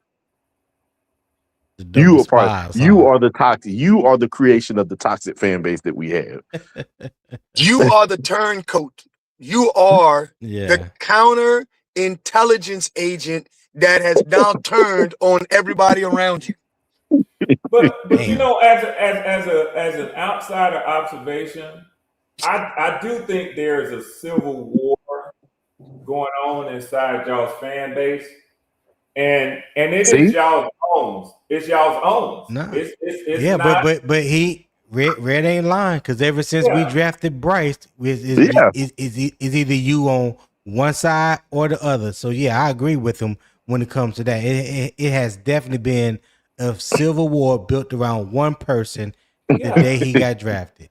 And Tony, I'm here for it. I'm here for it. And I have been called the creator of it, the instigator of it, the whatever. Rightfully so, you have. Yeah, but my point is, it exists whether y'all hear my voice or not. And not hearing my voice won't change it. It won't take it away. But it's the minority, not the majority. It's a minority of the. It's not a minority. It's not a minority. Hey, Red. Just because you live in a bubble, hold on, Red. Okay. Hold on. Now, just because you live, I wasn't finished talking. I know it's hard to let me finish it. Well, hold on, Will. Let Red go ahead. Go ahead, Red. Yeah, I know it's hard to allow me to finish because you disagree with it. But Will, you know how to have a good civil discussion. So what I'm saying is that it's more than 80-20. So it's not just that 20% that you think it is really so loud. I would say that you're in the bubble because you don't go and equally participate in the places where there are dissenters. But I hear it. I hear it across y'all's fan base. Oh yeah, it's true. Now, it may not be the majority against those who support Bryce. I think at some point, especially after that 2-15 season, there was more concern with who have we drafted here. And I think as he has improved, more people have come to the side that, well, let's see what he has. But what I would tell you is I think it's warranted on both sides. I think that his improved play warrants some patience and see what you have if you are going to extend him. But I think that his below average play since he has been in the NFL causes you to say, hey, maybe we ought to invest in something else with this talent that we built on this team that can get more out of it. But hey, that's the instigator's part. That's all. But listen, no, look, Red. All Let me right. ask you this. Oh, Oh, you go ahead. all Go right, ahead. Nick. No, go ahead and say what you're gonna say. And after that, we're gonna move on. Okay. I just want to say Please. this. I do agree with you 100%. There is a division and whatever it is, and Tony pointed out what the line of but you know, this is the thing about it is these people attack the people who just say that they want to see what we're gonna do, see what's gonna go and just go with with what we have on the team right now, as if, oh, you're automatically with him if you don't automatically agree with me. And that is, I think that's the definition of them trying to spread their propaganda, and that's why I don't like these terrorists that have infiltrated our fan base. But yeah, that's it. Okay. All right. Well, I appreciate that, fellas. I hope everybody got off what they need to get off. For that round one. Okay. So if you're just joining us, we're separating resilience from readiness. A good finish has value, but it cannot become permission for another slow beginning. All right. Also, if this is the football conversation that you want, where we talk about the facts, sometimes scheme, have real debate, subscribe to Unbiased Opinion Sports Talk. You can go to youtube.com/@UO Sports Talk. Is right there on the screen. If you're not a subscriber, if you are currently watching through Carolina Armchair GM CJ's channel and you have not subscribed to Unbiased Opinion Sports Talk, I would greatly appreciate it if you do so. Make sure you turn that post notification bell, select all. That way you be made aware when I go live, and that is Monday through Friday, 7 a.m. Eastern Time. Again, that's youtube.com/@UO Sports Talk. All right. Greatly appreciate that. All right. So now we're going to go ahead and move on to our second topic here. All right. So Carolina offense eventually found rhythm. Jacksonville offense found it early. And that brings us to what the Panthers must clean up defensively. So my halftime topic is, what did Jacksonville expose about Carolina? All right. So here's the facts first. Jacksonville official practice report said its offense scored touchdowns on 5 of 6 early red zone plays. Trevor Lawrence threw touchdown passes to Brenton Strange, Nate Burkhardt, and Jacoby Myers. Carolina defense did produce a Nick Scott pick 6 and tackles for loss by Derrick Brown and Jalen Phillips. I was not aware that Derrick Brown practiced yesterday. That's good news. The Panthers report said Jacksonville worked the perimeter effectively and found tight ends and seams early. All right, so here's the context. A controlled joint practice red zone period is not an official game statistic. It does not replicate full game field position, personnel usage, or play calling. It is still meaningful diagnostic tape. Carolina must examine perimeter leverage, seam route exchanges, gap integrity, quarterback contained discipline, and coverage after the original play break structure. All right, so here's the debate question for you fellas, and Nick, you can go first on this one. Did Jacksonville early red zone success reveal a structural defensive concern, or did a controlled practice format just make it look worse than it is? What say you, my friend?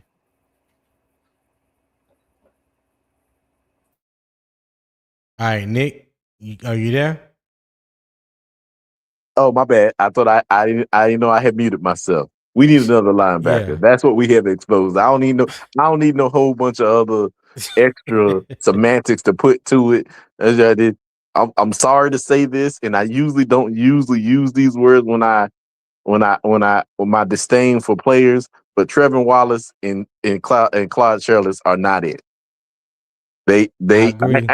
I'm not even gonna say what I was gonna say about them. They just not they good backups. They not good starters. Good morning, Donna B. I'll make sure I said it right this time. Good She gonna morning. tell you. Yeah, you better get it right because she's gonna tell you. Yeah. Good morning, Queen. Yeah.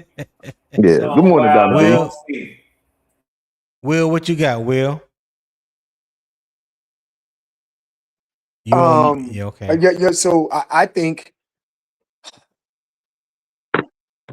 that the communication on the back end, I don't know if there's a communication problem or they trying out different scheme stuff. We're not used to people just willy-nilly,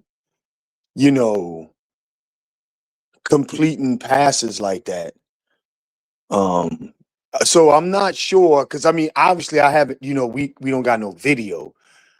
So I'm not sure of why this is happening, but there's purely diagnostic tape that needs to be looked at to figure out what is it that we need to get going and set up for week number 1. But what I can say is it's a good problem to have because we know what we need to correct. And that's what's most important. And so we've seen improvement from week 1. I mean, from preseason 1 to joint practice. We should see improvement in game number 2. Then that should lead us to the Houston week. And we should see improvement on the Houston week leading into the Houston. Well, we won't see them in the Houston game. But you get what I'm saying. I'm hoping that that's where we are going with this. And I'm trying to focus on the defense because I think you're going to flip to the offense a little later, right? Maybe. Okay. So, and then I agree with Nick. I am vastly concerned with what is lining up next to Devin Lloyd. That is a significant challenge for us. Yep, I've been talking about it all off season. People wanted to go other ways, other routes. They was talking about other things. I'm like, people was talking about getting the tight end in the draft. I mean, that's crazy. Yeah. Like there was one dude that like real loud about it. And I was like, he must don't watch football. I know, right? This is crazy. This guy, like this guy's unbelievable. Hey, Red, what you think, Red?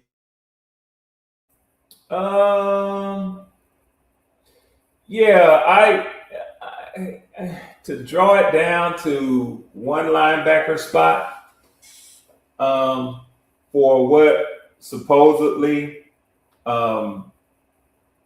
they put up on y'all's defense. I mean, yeah, man, that is the question, right? Is there justified concern with that? Mm-hmm. Yeah. You have to be. These scrimmages are supposed to be more scripted than the unknowingness of going into a preseason game, which is supposed to be more game-like.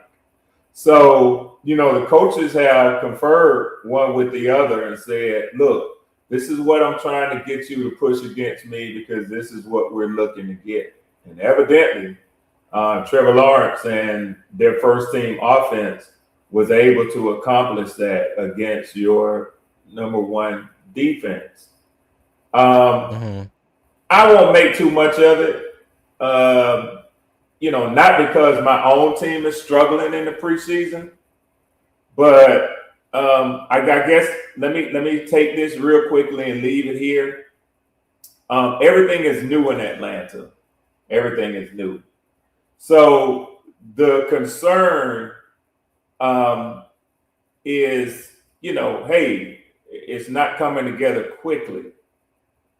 I think in Carolina, where you're in year 3 and coming off of a division championship, and now in back-to-back weeks in preseason, you've gone up against playoff caliber teams from last year.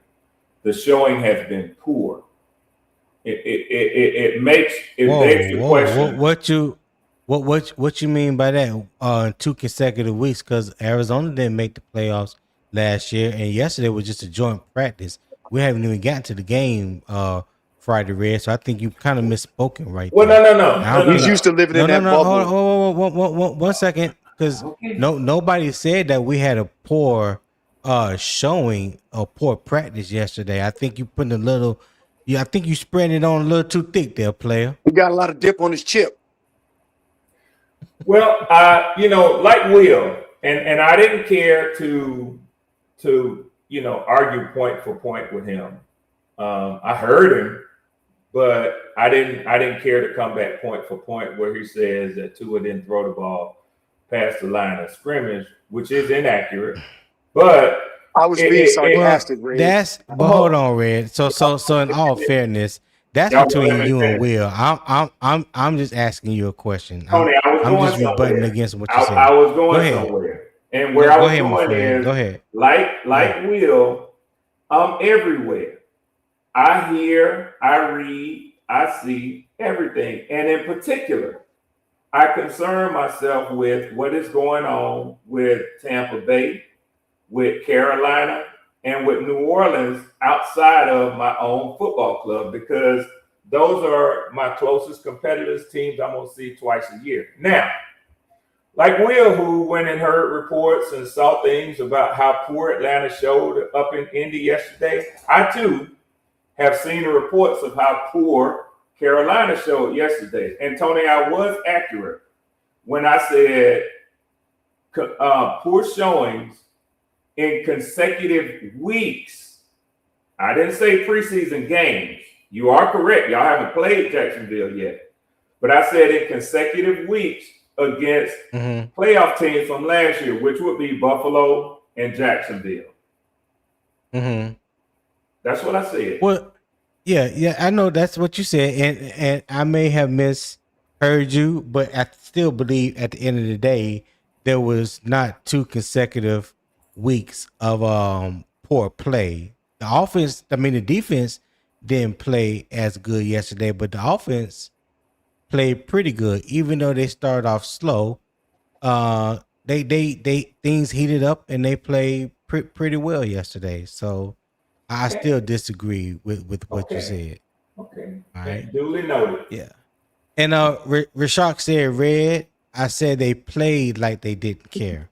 So that was response to you, sir. And he said based on what I seen and heard from Bryce, saying it was just the preseason.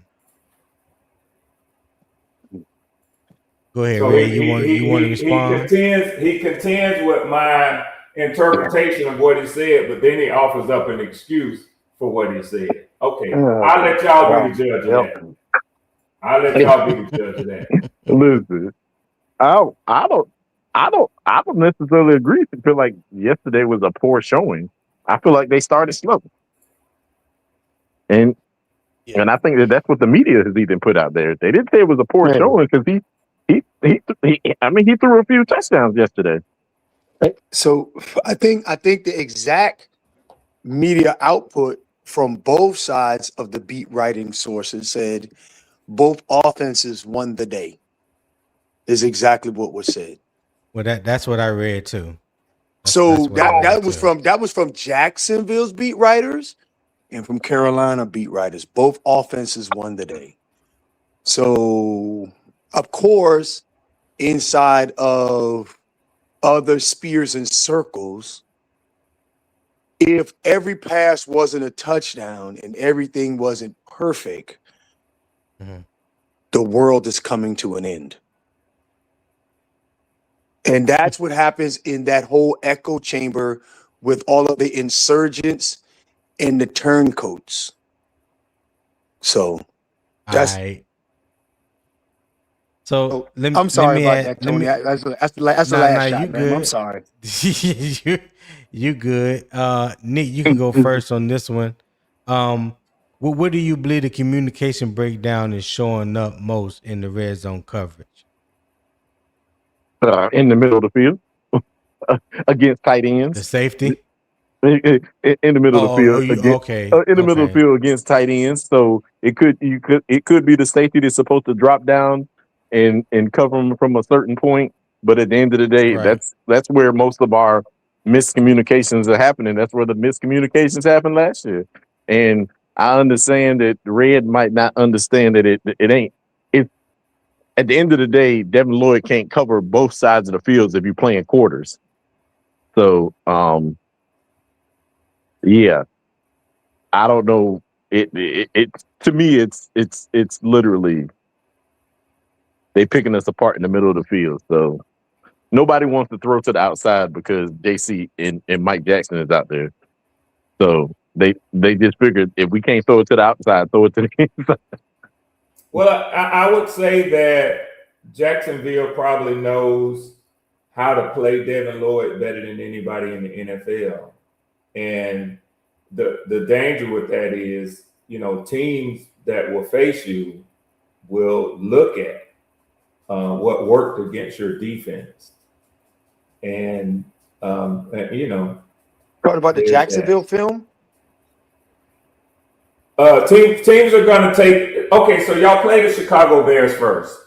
If all that they are left with is what Carolina did in the preseason, I think intelligent minds realize that they're going to dig into whatever is available to them.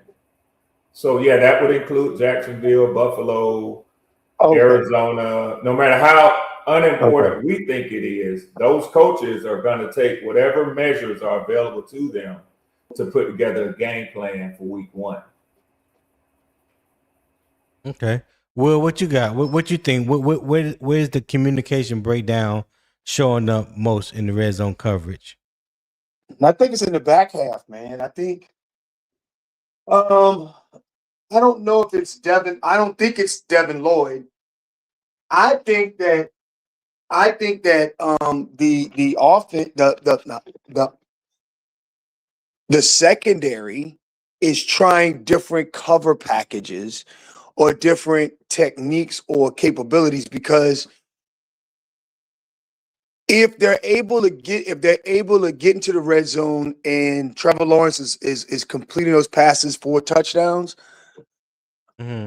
that wasn't happening last season, and this is with the same guys. So either and it's the same terminology. So what's the only difference that I can think of is that they're trying different packages or different schemes. And I don't know what that is because I can't, we can't see the film right now. So that's the only thing that I can, and I'm only projecting. I have no real proof of that at all. But Mike Jack did say, remember he said when during preseason it was Panther ones on ones, and he was like, he got to do better, he got to play better, that type stuff. Yeah, I remember. Whatever it is, I hope they fix it, because we cannot allow the Bears to break contain, go into a scramble drill, and present their numbers in a way that allowed them to complete passes. We got to do better by that, whatever that happens to be. I agree. So, we'll come right back to you. How do you pressure Trevor Lawrence without losing contain or coverage discipline, like we were just alluding to? Get home with 4, right? So, see, Derek Brown was in there. He got a TFL. That's good. But getting home with 4. Our weakest link, and I've said this repeatedly, our weakest link is our rookie on that defensive line. Is he going to be the starter or not? I don't know. But we got to get home with 4. And Princely seems to be coming to form, but I think Pat Jones is going to end up starting. I know it's going to be shocking to a lot of people, but I don't think that Pat Jones, I think Princeton's getting a lot of reps because Pat Jones, they're saving him for a regular season. I know people might not believe that, but Pat Jones had a significant back injury, and they don't want to risk him getting having a setback of some sort prior to week 1. So they're monitoring him closely. So I know Princeton's going to get a lot of reps during a game. I'm not saying that he won't, but I think that when they go out for that front 7, it's going to be Pat Jones on one side and Phillips on the other side. Maintain, rush, contain. The interior defensive line got to do their part to get the push.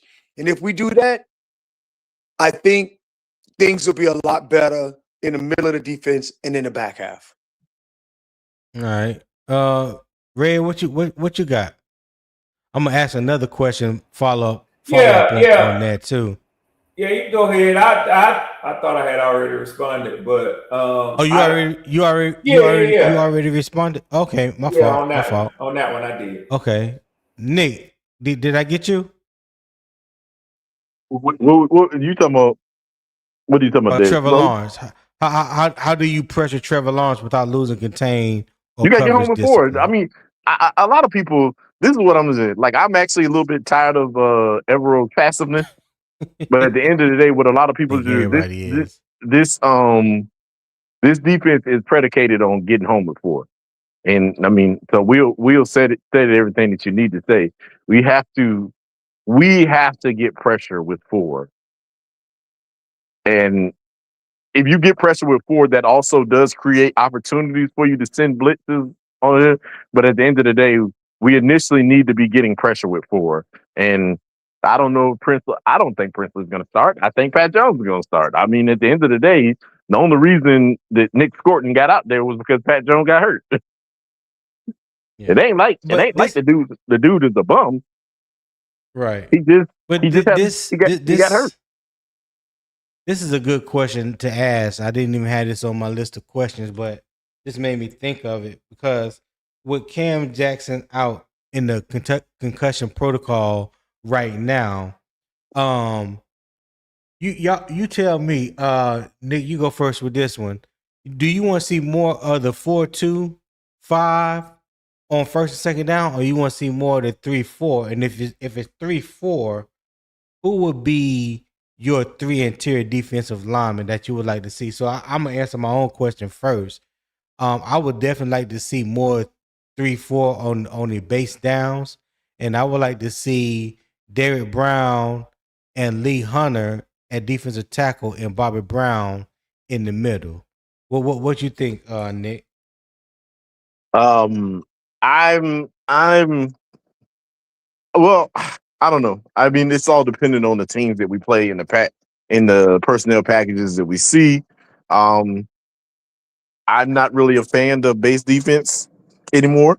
I mean, that's either 3. That's 3-4 or 4-3. I am not a fan of going out there, depending on the person. If they come out there with 2 wide receivers and 1 tight end and a running back, okay. Base defense, I can see the 3-4, but at the end of the day, I'm more of a fan of a 4-2-5 or a 3-3-5 or whatever you want to put out there to deal with these different personnel groupings. But I'm gonna say 4-2-5. And if we go out there in the 4-2-5, I would love to see. I'm not really sold on Lee Hunter right now. So I'd prefer to if we're going to do that, obviously we're going out there 4-2-5, obviously Phillips, Derek Brown, Bobby Brown, and I would probably put and then I'm gonna say Patrick Jones right now. Pat Jones right now. All right. Will, what you got? What you think about that? 4-2-5 is kind of, I hate to say it, but it's kind of like our base defense. And in that 5, and in that 4-2-5, depending on if it's a rundown or a pass down, depends on who's going to be that 5th defensive back. Is it going to be for run support, or are you dropping Morick down in run support, or are you doing more of a pass coverage type of deal? It truly depends that on that 4-2-5. But getting home with 4 and setting a blitz or run support is going to be important. That's just, I don't know. I just think that's where I'm at mentally with it, because we did well in a 4-2-5 last year. So I'm kind of not sold on it, but I don't want to change anything. I want to improve upon what we have, if that makes sense. Okay. Another defense that I would like to see us implement that has definitely picked up steam and become very popular. I ain't gonna say very popular, but it's becoming popular in the NFL nowadays. You see a lot of penny defense, and if anybody don't know what that is, that's 5 down linemen and 1 linebacker. I think it's the Colts right now that are like specializing in it. I forgot the defensive coordinator is, but yeah, I think Arizona does it as well. In that 5-1, I mean, it can morph into a 4-2-5, or it can morph into a 3-4. And with that, I mean, you can play nickel. You have 3 defensive backs, so you can have 3 safeties. You can run dime out of it. There's so many things that you do with the penny package, especially it looks like you're assimilating pressure, especially when you got a 5-man front. You can also that linebacker can come down like he's creeping, like it's gonna be a simulated pressure, and it not be. It's so many different things you could do with that. I don't think that's in Evero's wheelhouse, but I do like that 5-1, that penny defense that I've been seeing ever since last year. Oh boy. Hey, Red, you got anything? If not, I'm gonna back. drop you down Yeah, so I can yeah. bring up another antagonist up on the screen real quick, because I'm pretty sure Get it popping, hopefully man. he got some things to say. Get it popping. So I just wanted to say, man, Yeah. an all Army panel, we do it right. We lead the way. Thank y'all, man, for having me. Tony, Will, I ain't gonna call you band no more, because I really never liked that too much, to be honest with you, Nick. So yeah, man, because once I thought, what if that man wife hear this? You know what I'm saying? So hey man, I ain't with that. I ain't with that kind of clown. Because I know you got them 13-foot vaulted ceilings in there, man.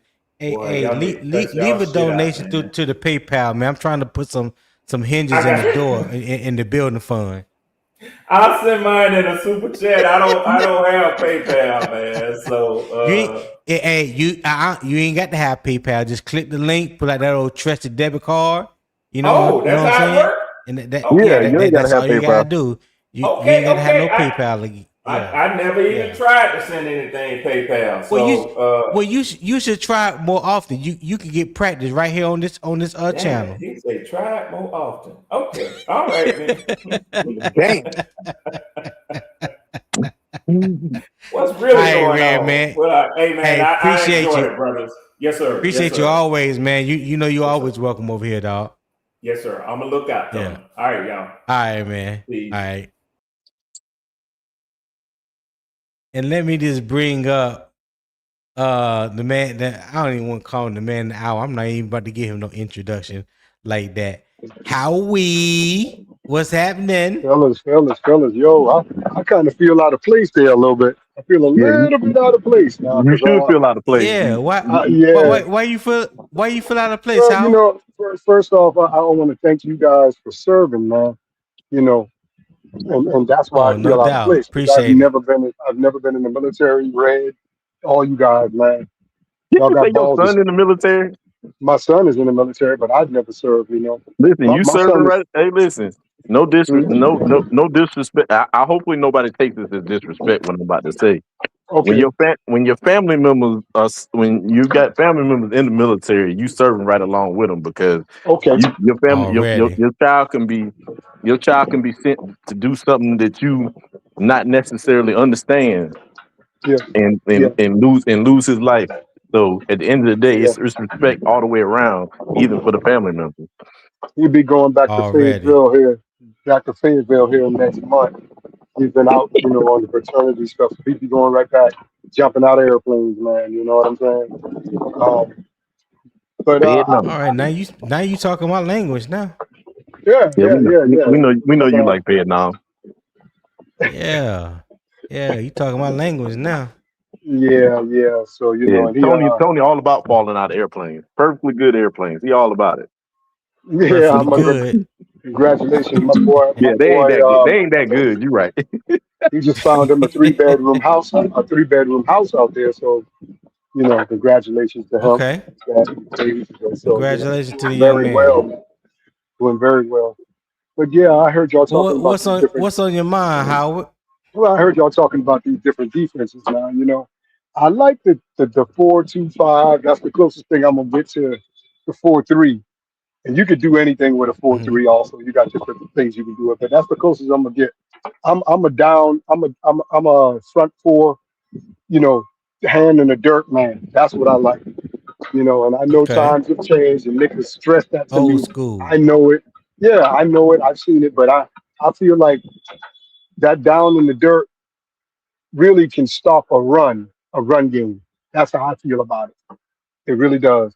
It jams up. It jams it up. Mm-hmm. To me, it just jams everything up. So um, but yeah, that 4-2-5. I'm with you on that, Nick. I like that.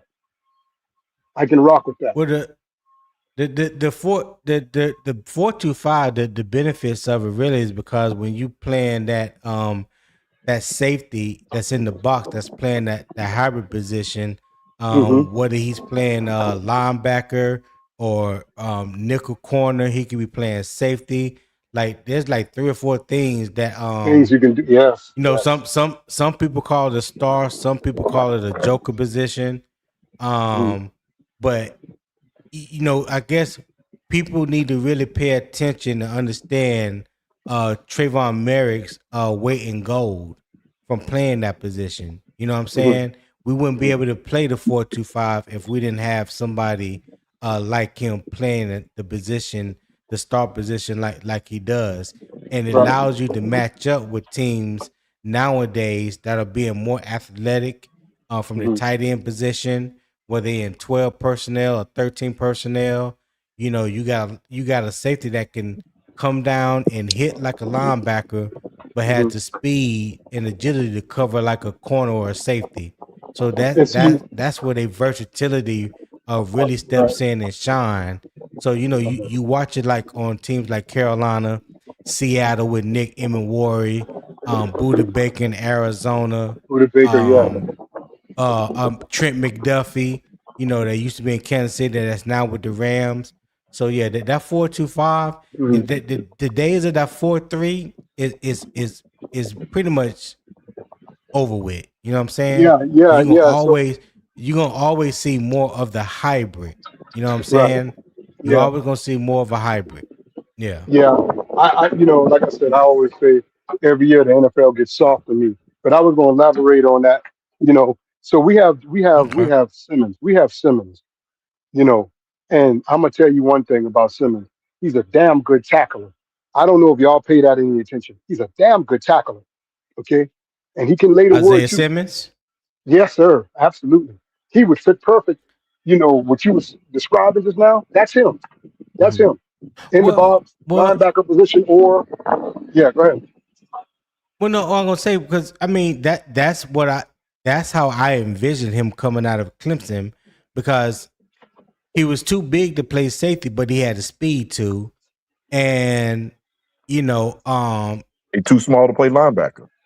Too small play yeah, linebacker. he was too small in theory to play linebacker.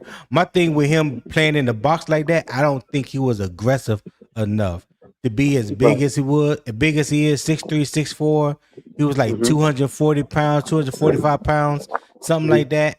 I thought he was gonna be able to really like utilize that coming out of college, but it doesn't show. And how I would only reason I would push back on that is because we are his 4th team right now, and Hmm. he hasn't been able to find a home at any of the stops Right. so far in the league. So he can't be that much of a thumper, you know what I'm saying, or that good of a tackler and not being able to find a home because we know he got the speed. He's a 4-3 guy all day. We He know was he got pretty the good size.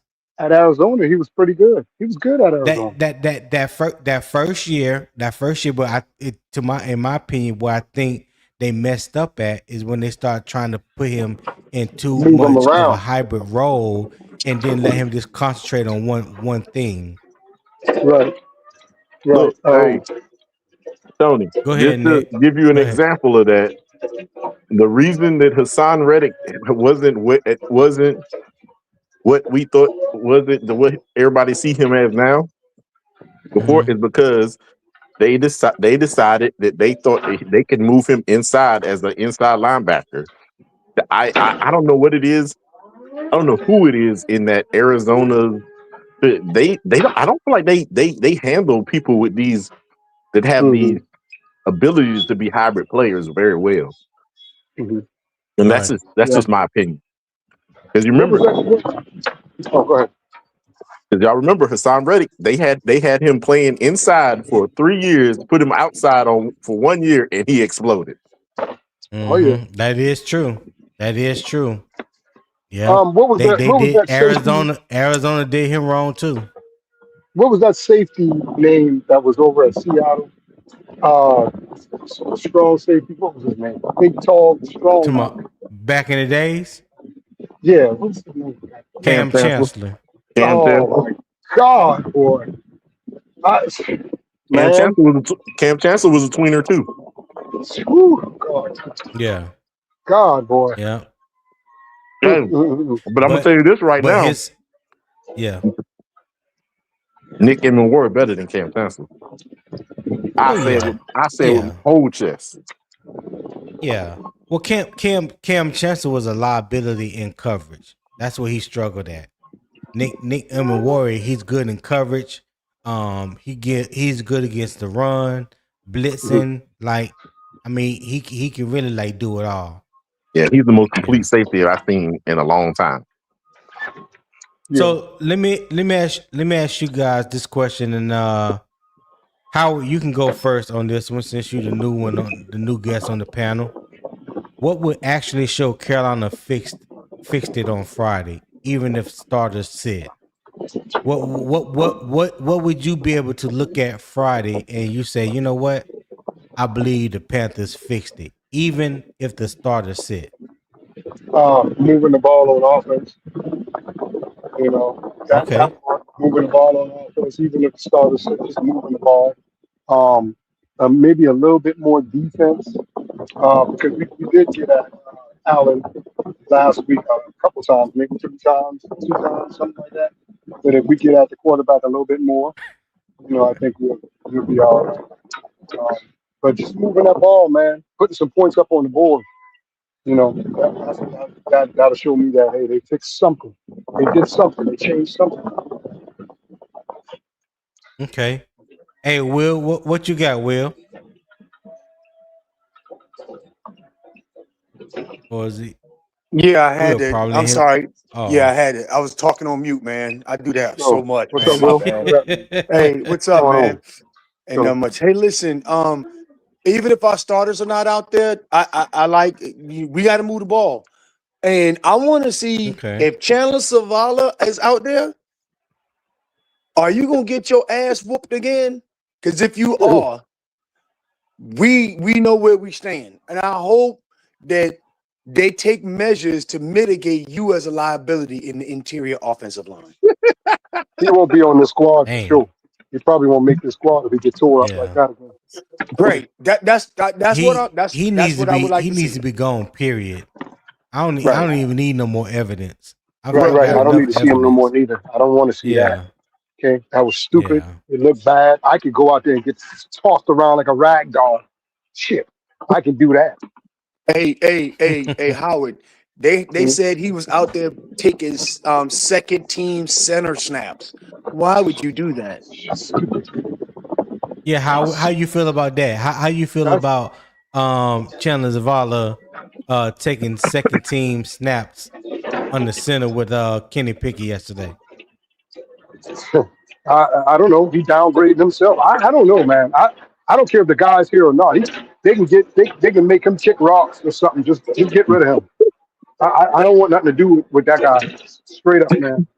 He gonna get a quarterback killed, man. He's gonna get a quarterback killed. I'm telling you. That You is know, the and only even thing. though I That don't is like the Bryce, only I thing couldn't that. stand Hold to see on, Nick. how Hold he on, was Nick. being Hold on, Nick. Go handled. ahead, Howard. Even though I'm not a big Bryce fan, I still couldn't. It just pissed me off, You man. don't say. It pissed me off. I was like, man, what is this shit, man? That was some real Uh-huh. cartoon shit, man. Okay, I He wouldn't killed the need to stupid. see no more of him. I wouldn't need to see no more of that. That's it. I'm sorry, man. Try your luck somewhere else, then, you know. All right. Nick, what you got, Nick? Hey, mute your mic, Howard. Yeah, Okay, my bad. This is the only thing in the world that everybody in this fan base agree on. Chandler Zavala needs to go. Chandler. Need to retire. For real. Yeah, Hey, listen. Hey, Will. Yes, sir. Chandler Zavala is falling in that category of Ian Thomas. Oh Well, yeah. no. Shit. Yes, Only he is. you. For me. Hold on. Only for you. You were early in your analysis of Ian. You stood on business. You never wavered. And then when it got worse, you ratcheted up the pressure. Ian Thomas is trash. But Tony was early on his analysis, though. Tony was like, he's trash. I was listening to him. I'm like, get a man a chance. It didn't work out. Ian Thomas was trash from day one, bro. Ian Thomas been in the league too long, man. Hey, listen, I'm telling you right. D-Cash said at least Ian Thomas could block. Shit. What? Yeah, D-Cash, you know what? Oh, here we go. Don't start Tony up on this, man. You're gonna warm his engines up. I'm not even. I'm not gonna do it. Y'all go ahead, Nick. What you gonna say? All right, I'm gonna tell you right now, bro. Ian Thomas was too close to a great tight end to be that trash. I don't care what nobody says. You literally saw what Wright looked like. You literally saw it. The man had 4 touchdowns. Hold on, Howard. The man had 4 touchdowns in 7 years. Oh, god dang. 4. He wasn't even trying to get Go open. ahead, Howard. No, I'm just saying he wasn't even trying to get open. Only thing they should say about Ian Thomas, and I don't know why they kept him so long, that he could block real good. But I didn't. I don't know. I don't know. He should have been gone. This is twice we as a panel has agreed on something when it comes to Carolina football with Howard on the panel. This is damn amazing. Somebody got to clip this. Earth-shattering. Y'all got to clip this. Somebody got to clip this. I'm gonna clip it because I got to keep this in the archives. This shit is crazy. This shit is crazy. 2 times in a row. You can name 2 players 2 times in a row. You can't never usually get that. Yeah. And D-Cash over there trying to trigger me, man. Yeah, y'all know Mike Wright, man. You know, Mike Wright, and y'all know what it is. So I don't need to say it, but y'all know what Mike Wright is. You know what, Howard? I ain't even got no problem with your gripe. But when you can let these, I'm gonna tell you this though. When these other people come over here, you need to don't agree with them. Just kick their ass out of here. You can complain. We can complain in house. We don't need no outsiders complaining too. So in other words, Howard, you know Howard don't move like that. You know Howard don't move like that. As soon as he hear Bryce's name mentioned, that's all he needs. I guess that's what I'm all saying. Hey Howard, I guess what I would like to say is, I can take Bryce criticism from you. I refuse to take Bryce criticism from somebody else from a different fan base in the same channel. Yeah, I can't. I'm not doing it. Right. Especially those Gary, Indiana. I'm not doing it. Especially those Gary, Indiana Bears. But you know, honestly, y'all. Honestly, y'all be catching on to things like that. I really don't know who's a fan of who. You know, I really don't. I don't pay attention to that. Like I don't. I really don't. I don't, because I'm serious about what I be talking about most of the time when it comes down to Bryce Young. You know what I'm saying? Well, from So now on, you know I what? I'm don't. gonna let you know. I'm gonna let you know from now on. Don't be joining in with these trash ass whoever fans, especially if Jay Well, Lies who is come it? up I don't there. even know who it If is. Jay Lies come up there, I ain't even Yeah, who is he a fan gonna. of? The Hey, Saints. Tebow, that's a shame. Ian Thomas is over there robbing the Raiders for all that money, and I wonder what he got on Al Davis' son. What he got on Mark Oh Davis? God, Lord, he got Because something on that's him. that Tony, that that's that what it is a is. crime. Yeah, that's a crime. That's a crime. Yeah, Damn. yeah. Jay Lies is a Saints fan. Yeah, y'all know how J Live do. Hey, And so Yeah, they listen, let him sit up there. They let him sit up there and talk about us like dogs. They be like, "Yeah, he right. He right." I'm like, "Are you kidding me?" yeah. yeah. Don't let these terrorists come in here. No. We need to stay. I'm gonna tell you right now. They may be delusional. They may be delusional. But if you go into a room with a bunch of Cowboy fans and you start talking trash about their team, they gonna all jump on your ass. Well, here's one right here. Relax, AKN 7850. He's talking about outsider, and I have eyes too. Yeah, he's a Cowboys fan. Listen, I'm married into a Cowboy family. You know what I'm saying? My wife's from East Texas. I lived in Dallas 9 years. I think it was 9 years I was there. Yeah, so this I've been dealing with Cowboys fans for a long time, and I got them in my family. And for full stop, I mean, for full transparency, before Carolina got a team, I grew up as a Cowboys fan. My football idol, my cousin went to Florida State. I was a Florida State Seminole fan. He got drafted by the Cowboys. I became a Cowboys fan. So before Right. Carolina even existed, I was a Cowboys fan. So that's full transparency. Yeah. I already knew that. But listen, we don't care about if you have eyes. I'd rather poke them out than to listen to your opinion. Yeah, Damn, Nick. I was a Raiders fan, man. Art Shell, the first black head coach, is from right here, Charleston, South Carolina. He went to Bowles Wilson High Mm-hmm. School with my dad and all that. So everybody was big on him because hey, So I was a Okay. Raiders fan. All right. Cool. Yeah. So listen, we've been in here 2 hours and 20 minutes now. If you're enjoying the conversation, enjoying the debate, as always, show support to the channel. I'm gonna drop the QR code at the top right. You can scan it with your phone. Support the show. Donate whatever your heart leads you to donate. I would greatly appreciate it. The money does go back into the channel. Also, if you're watching on YouTube through Unbiased Opinion Sports Talk, you can click the pinned comment in the chat is at the top. You can also get the PayPal link that way as well. And if anybody needs for me to drop it in the chat, I will do so. And if you do send a donation, let me know in the chat so I can properly shout you out. Okay, I greatly appreciate that. And if you haven't subscribed yet, subscribe to the channel. All right. Subscribe to the channel. I will put that up on the screen real quick. All right. YouTube.com/@UO Sports Talk. All right. That's YouTube.com/@UO Sports Talk. I would greatly appreciate that. That would mean the world to me. I'm trying to get to 200. My goal is 500 before week 1. I know that's a lofty goal. May or may not hit it, but that's my goal. So trying to get to 200 first, and then I can push it even further. That's what I'm trying to do. All right. So again, greatly appreciate it. And Howard, I know you at work, so let me drop you off the panel so Yes, I sir. can bring up Yes, sir. another Bryce Young antagonist to the Okay, stage. man. I appreciate you having me, Tony, man. Hey, y'all, you Hey, fellas, man. anytime, I'll get brother. back with you guys later on. I know we're gonna link up later, so. But yeah, man. Y'all be safe, man, Yeah, out no there. doubt. Peace. All right, Howard. All right. All right, man.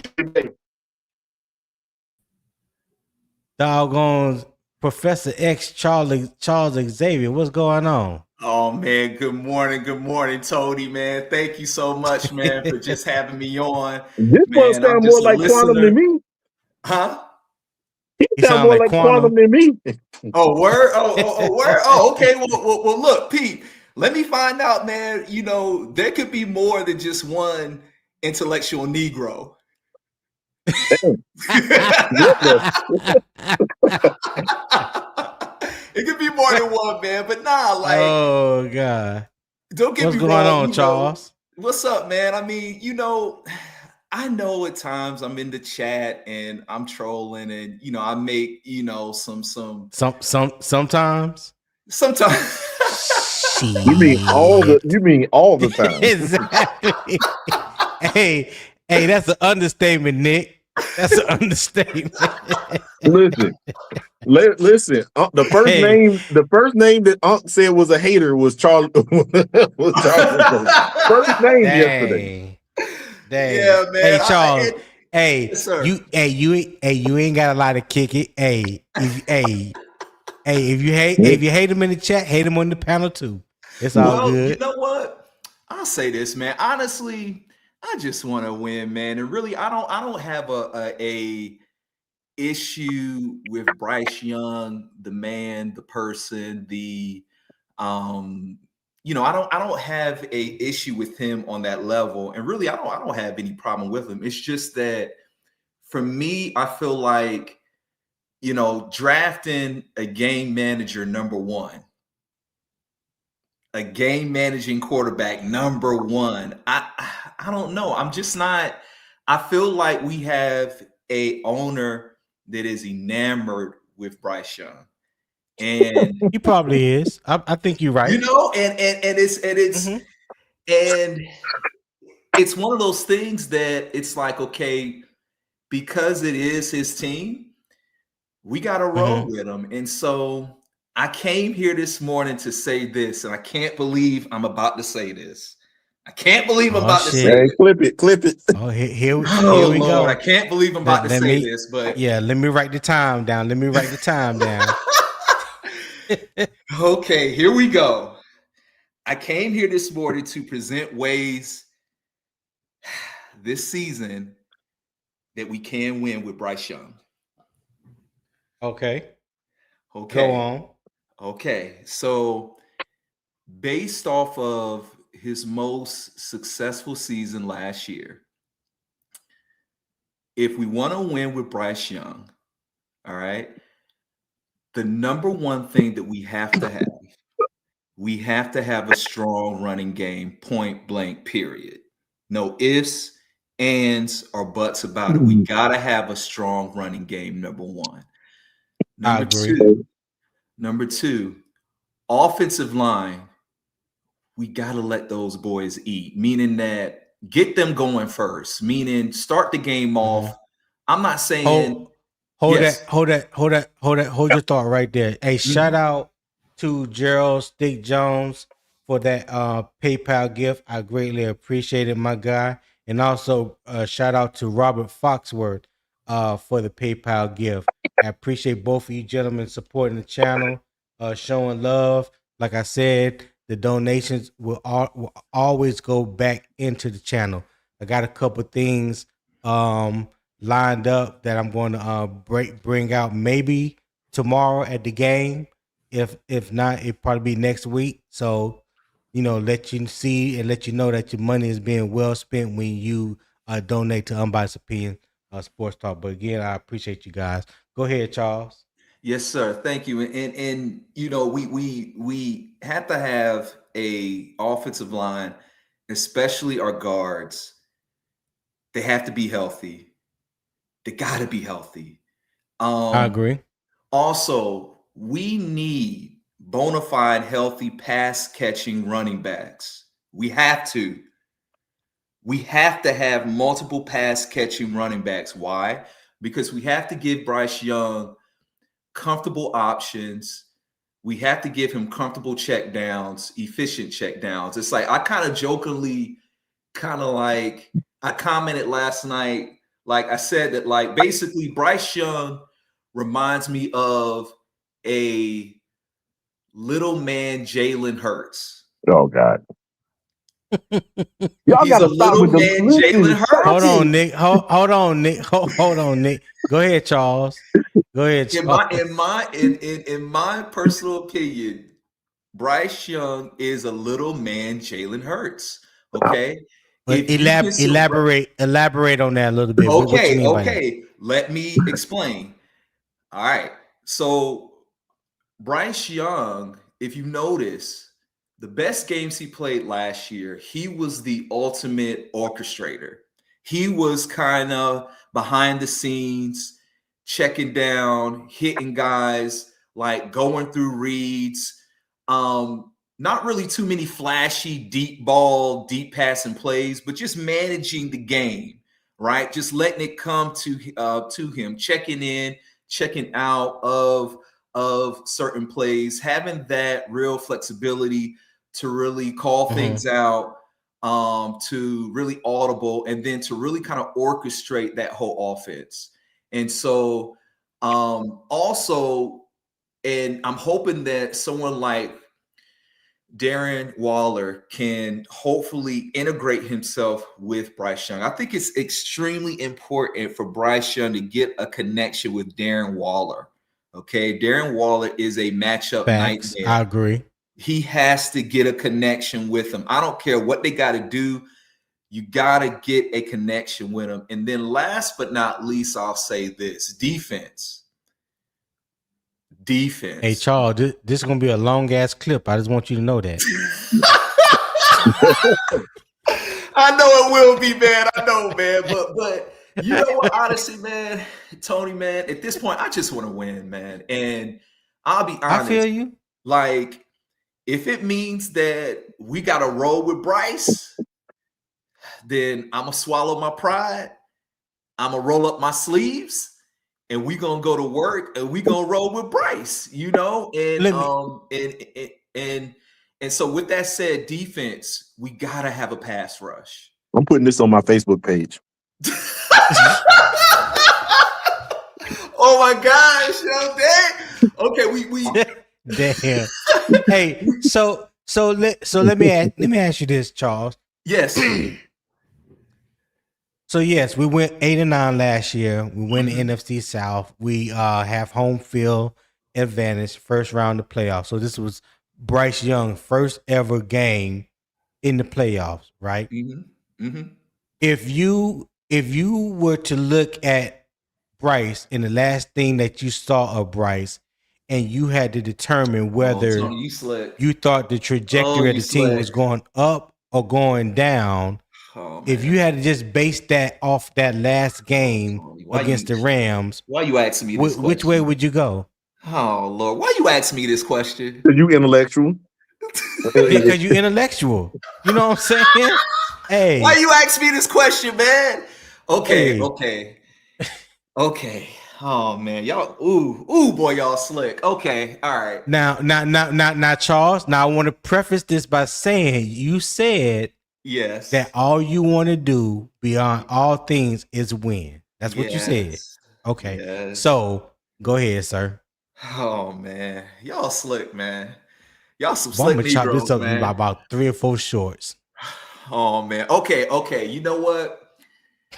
Oh man, y'all slick, boy, y'all slick. Okay, based upon, oh man, y'all about to make me say no pressure. No pressure. Take your time.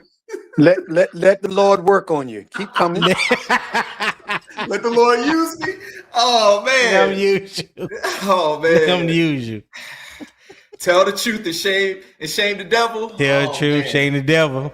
Oh man. Okay. Oh Lord, I'm about to say it. Okay, based upon the way the last game we saw Bryce Young play. Okay. And I will say this, I am still furious. That our defensive coordinator went to a prevent defense in a playoff game at home when we got the lead. This Negro went to a prevent defense. He didn't send no blitz. He ain't send no pressure.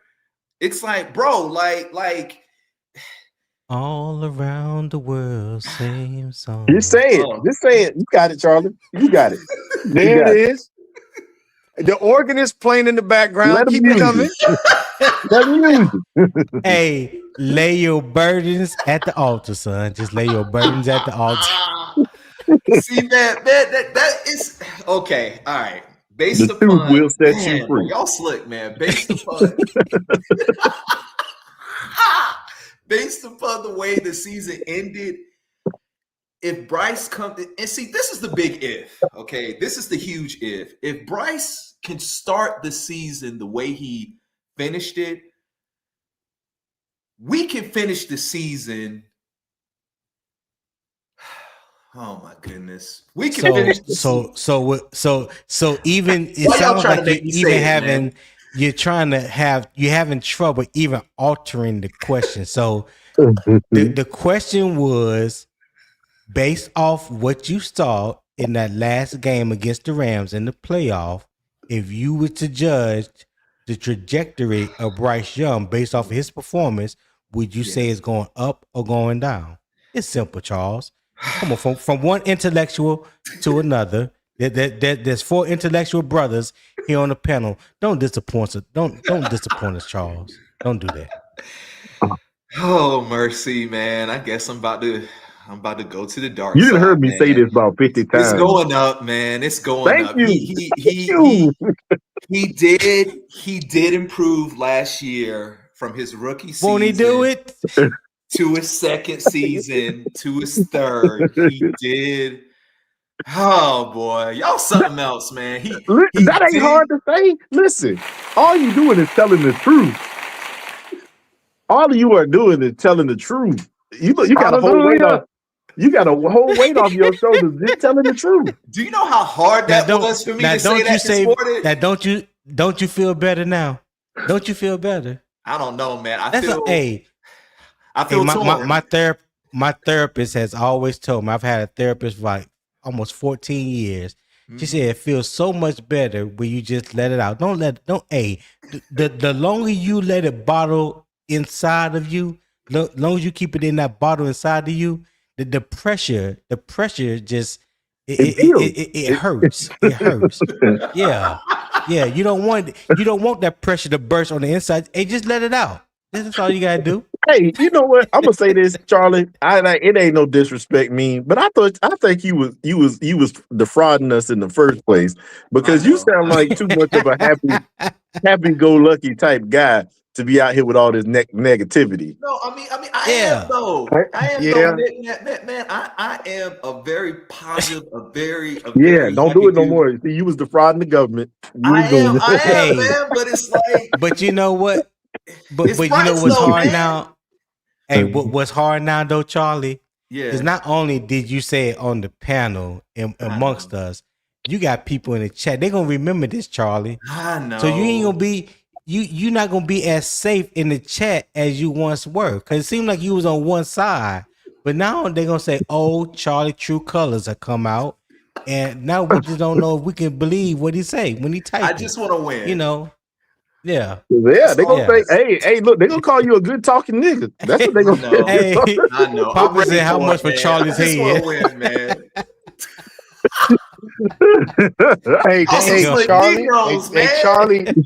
Charlie, I want to thank you for being honest. Yeah. And here's the other thing I want to tell you. That does not mean that Charlie's not skeptical of Bryce.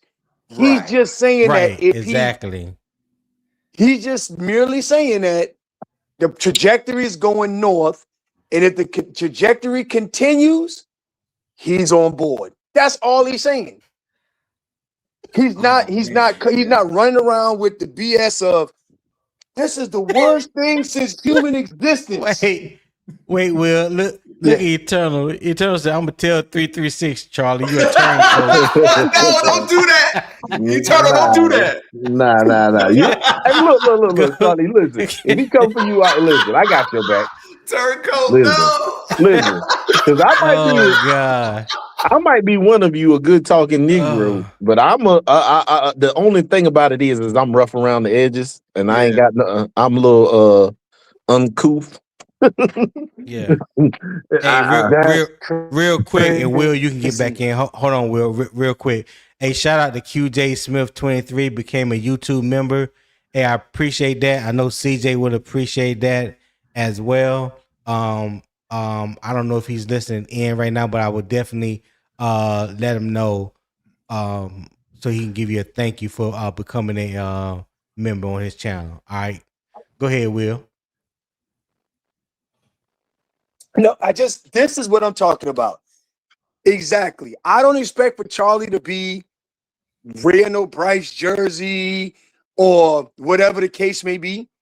All I'm saying is fairly assess the man. That's it. Look at the Coast Guard medic. Look at the Coast Guard medic. Listen, and yeah. And hey, listen, and then I'm gonna tell you this, Charlie. When you see these insurgents, J Lies, Broski Bear, all these, the dude, the Cowboy fan, when you see them coming in here, when they start talking trash and criticizing, go ahead and get them the business, man. Just get them the business. You can talk bad about you can talk bad about us all you want to. You can complain all you want to. We respect your opinion, but throw these insurgents, these terrorists, these dudes out here polluting our fan base. Throw them out the building. Shoot, man, that's all I'm saying. Hey, you have people that are coming here and agree. I bet you if you were to go to a Bears channel and besmirch the Bears, they'll lose their ever love and they'll be like, who the hell are you? But we are loud talking about we got popular, we are all inclusive. All inclusive my ass. Hell no. Hey, I tell you what, it's the same thing. You know what? It's the same thing as going to a family reunion and be like, you know what? I don't like any of y'all. And your uncle broke his shit. It's not gonna work right? Yeah. You hate your family that much. All inclusive. Go to a resort. There you go. Yeah. This is a theme. This is a theme cruise. Everybody's on message on this cruise. We all got the same thing. Yeah. And y'all coming here from now on, we're gonna treat y'all just like what y'all are. Terrorists. Hey, Charlie. Yes, sir. Before I move on to our last final topic, we can get into that real quick. Hey, I want to say thank you, brother. I appreciate you. This is your first time hitting the panel, so I'm glad we got an opportunity to put a voice to the avatar. So yeah, definitely, you are welcome back anytime, man. Hit the link whenever you see it up. You know what I'm saying? Hey, don't stop being who you are. Don't stop being who you are. But yeah, I just had to apply a little pressure. It was just a little pressure. That's all.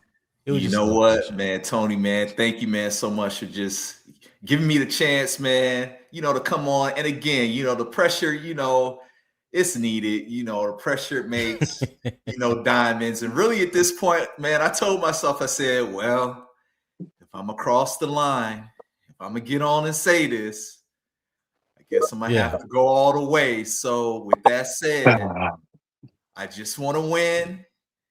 And I'm willing to do or whatever our team can do to help us win. I'm all for it. And right now, Bryce is our quarterback. So say it again. Say it again, Charlie. Bryce. He what? Young what is it, Charlie? Is the quarterback for the Carolina Panthers. No, that's not what you said the first time. That's not what you said the first time. Hey, no. You got, listen. Here in this court of law, God. You will tell the truth, the whole truth, and nothing but the truth. Oh man, fine, I'll say it. Bryce Young is our quarterback. Y'all, there we go. Okay, there we go. Hey, shout out. Almost had a stroke. Shout out. Hold on. Shout out to QJ Smith 23 for the $4.99 super chat. He said, I went to the Saints game week 10 and playoff game versus the Rams. BY9 made me a true believer in him as our guy. BY9 is extremely clutch and he's getting better. Shout out to QJ Smith 23. I appreciate that $5 super chat, my guy. Thank you for showing support to the channel. Also, Mr. Hunky Dory, my A1, been down with me and CJ and I ever since we were doing Two Fans in the Stands with the $5 super chat. He said I was ready to get down with game BBQs this year with steak and potatoes, and now I'm at the conclusion it would be with beans and weenies this season. You know what, Mr. Hunky? Hey, you know what, dude? Go ahead, Hey, man. Thank you, Mr. Hunky Dory, for the $5 super chat, man. Thank you for supporting the channel. Yeah, I greatly appreciate it. So, hey, we're gonna get into this last topic real quick. So it's a transaction. Jacksonville offense show how quickly unclear roles can be punished. On Carolina's offense, John Metchie may be earning more opportunity, but opportunity is not yet a settled role. Okay, so here's the topic. Let me put it up there on the screen. All right, is John Metchie III earning a defined role? So here's the facts. Panthers.com reported that Metchie has received increasing first-team repetitions in recent practices. He opened Wednesday's productive move the ball period with a quick catch in the flat and later contributed to the catch and run sequence as the offense improved. Those repetitions confirmed a larger evaluation opportunity. They do not confirm that Metchie has won a permanent role in the game day rotation. All right. So for context, for Metchie's opportunity to become a role, he must provide a repeatable answer, alignment flexibility, route detail, a quick game or third down function, assignment reliability, and enough blocking or special teams value to justify a game day spot. His history at Young can help familiarity, but present day NFL timing, coverage recognition, and complete play reliability must decide the role. So, Charlie, I'm gonna come to you first since you're the new member on the panel. Yes, sir. Do Metchie growing first team rep signal a defined role taking shape, or are the Panthers still collecting evidence before deciding where he fits? What say you, my friend? I would say I hope it does show that. I hope it does show that. And the reason being is that when you're dealing with the quarterback, it's all about putting weapons around him that he feels comfortable with. Hold that thought real quick. Shout out to the Ville Kid Show with the $4.99 super chat. He said, "Good morning, my dogs. By the way, Tone, don't yell at me. The grind fuels me, fella." What's going on, Freddie? Hey, appreciate that $4.99 super chat, my guy. Thank you for supporting the channel. And make sure you get that damn laptop by Friday or Saturday. I ain't letting it go. All right. So yeah, greatly appreciate you, my guy. Go ahead, Charlie. Yes, sir. And he also became a member. The Ville Kid Show became a YouTube member. So I would definitely let CJ know. I know he'll appreciate that. Freddie, for you becoming a member on his channel. All right, go ahead, Charles. Yes, sir. And so, I would hope he is, because you want to have guys that your quarterback feels comfortable throwing to, point blank period. You want guys to where they know certain routes that they've ran in the past, hopefully, from college. If I am the offensive coordinator, I'm going back to college tape and I'm literally surrounding Bryce Young with actual plays and then possible players, if they're good enough, that have played with them to then come back and play with them in the pros. I just think it would help a lot, but it remains to be seen how he'll be used in the regular season. We don't know yet. I'm hoping it does show something, but we'll see. Mm-hmm. Okay. All right. Will, what you got? So I think that it does show that what they are trying to install if there are packages where he's on the field and it gives us an advantage, let's do it. I'm glad they're flushing it out now. And because we need to be able to put our offense in a position. We are going to have to move the ball effectively, especially getting across the 50-yard line, flipping the field. Even if we don't score in that possession and we kick a field goal or we miss a field goal, we haven't put the defense in a dilemma like we normally do. So having a guy like Metchie that can provide yak capability and having him be a part of the first team offense, absolutely. I see no problem with that at all. I hope that is the case to give our offense some added flexibility. Okay. All right, Nick, what you got, Nick? Yeah. Let's talk about this Metchie guy. I'm gonna let y'all know, man. Let y'all know, y'all fan favorite. If the only way Metchie making this roster is if y'all fan favorite go in the trash can. Ooh, well then, if that's the case, nah, he good. Who's the fan favorite? Jimmy. David Moore. What? Stop that, Nick. Listen, I told y'all already, man. Listen, no disrespect. I like Metchie. I think Metchie has been doing a good thing. But the only bad part about it is that Jasim Reed has been doing better. I'm sorry. Yeah. That's just a fact. Okay. The facts are the fact. That's a fact. Jasim Reed has been doing better. And I think Jasim Reed also brings special teams value. I mean, well, you know what? There's a couple wide receivers that could go to make space for Metchie and Jasim Reed. And it would have to be one for sure. And I'm gonna say this. So it's either David Moore or it's gonna be Bryce and Tremaine. The only thing that what you call is that everybody loves Bryce and Tremaine on special teams. Yeah, but at the end of the day, that's a fact. At the end of the day, I think that Jasim Reed showed he's able to do that also. So I don't know. Hey, listen, I'm gonna tell you right now, this is the opportunity that I am extremely elated that I am not a coach in the Carolina Panthers right now, because it is going to be an extreme hard job on the 31st to cut this roster. It always is. It always is. This roster down Cut down date, man, is always brutal on these coaches for all 32 teams, man. It is. It's going to be hard, man. It is. We have had some guys who have taken steps forward. Jasim Reed, and we've had some guys come in from outside.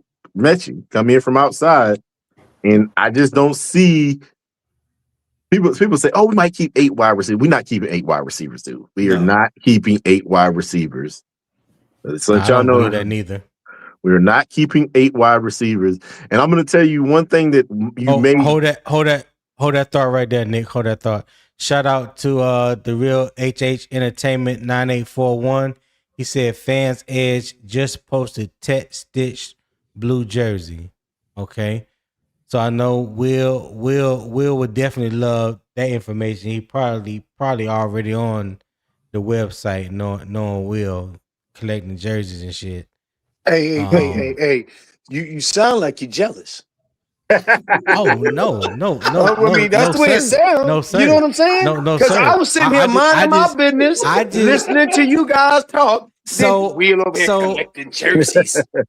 So do you not collect jerseys, sir? I do. Do you not collect jerseys? I do.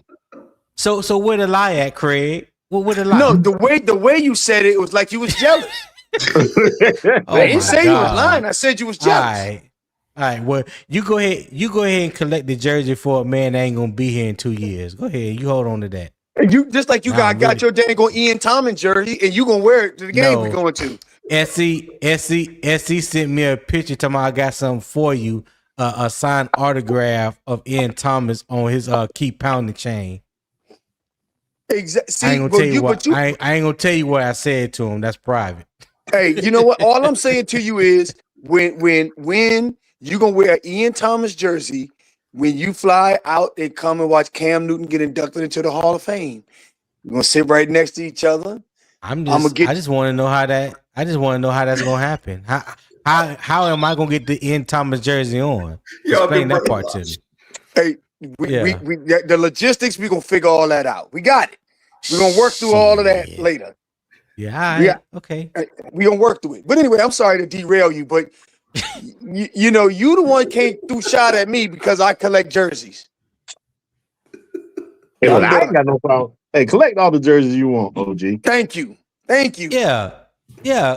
But hold on, Nick. I wasn't trying to throw no shot. It sounded like it was okay. Yeah, I felt attacked. So the way this is not gonna go well for you. Just leave it alone. Something else, man. Y'all hell, man. We'll talk about it. I felt attacked. You know what? I digress. I apologize, sir. I was wrong. That's what makes you. A good friend. I was wrong. Thank you. That's what makes you a good friend. That's what makes you a good friend. Mm-hmm. Thank you. And Drew 30 FL said Cam Newton is never going to the Hall of Fame. My man Drew, I ought to put a wrench on you right now, but you're not in my YouTube chat. I love that comment. Talk your shit, Drew. Hit the panel. Matter of fact, hit the panel, man. You come up and tell us how you feel. Hey, y'all, I apologize for derailing the conversation. Forgive me. Ian Thomas jersey worth less than a sandwich.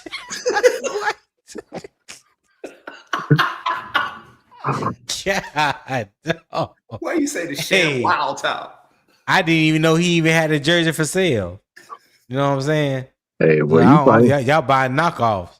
Hey, did I ever tell you? Hey, look, Tony, why y'all talk about Ian Thomas? So look, before he got gracefully booted up out of here, I went to the game in Washington against the Commanders, and they yeah, man, them fans, there was some people out there that ride for Ian Thomas. Like I was out there, man. Look, Ian Thomas over there driving. This mother was like, well, you know, if they get more opportunity, I was like, what? That's because they got all the same handlers. They all got the same handlers. Yeah.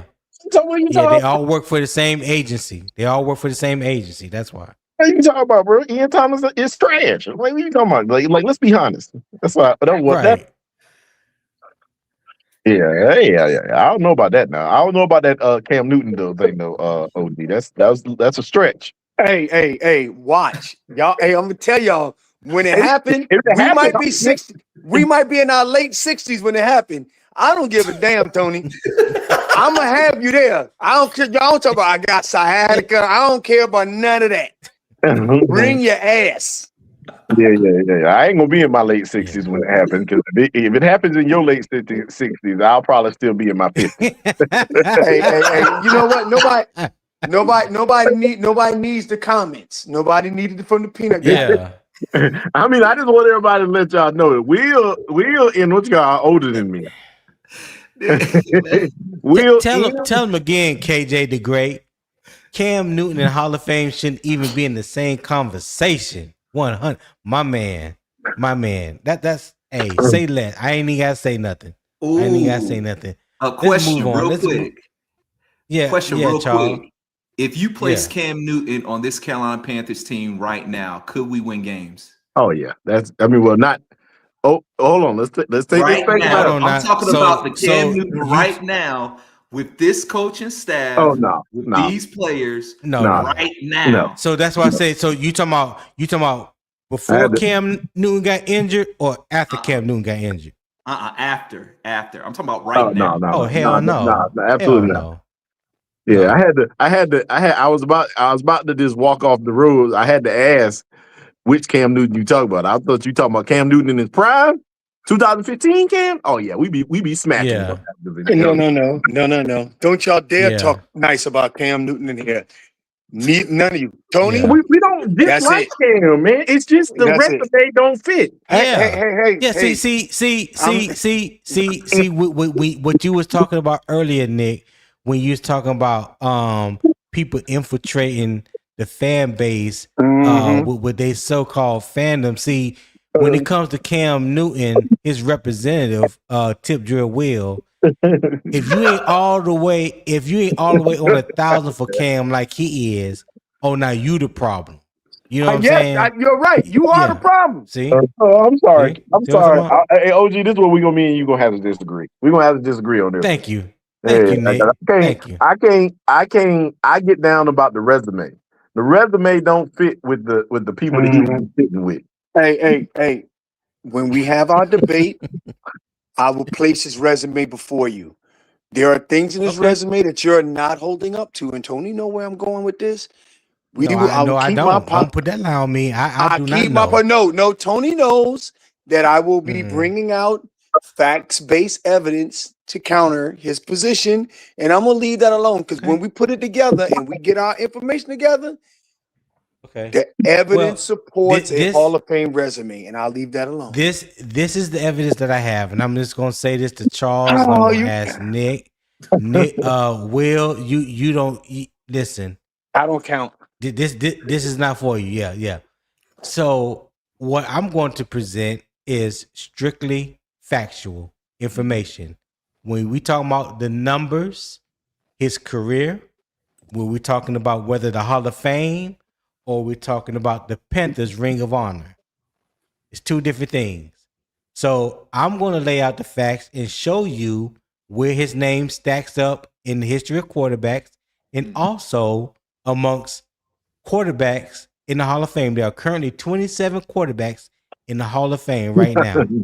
And I will show you this information. And then you, as the rest of the chat and the people that's in the chat that day, will be able to determine. See, so, men lie, women lie, numbers don't. And I'm a numbers guy. So, yeah.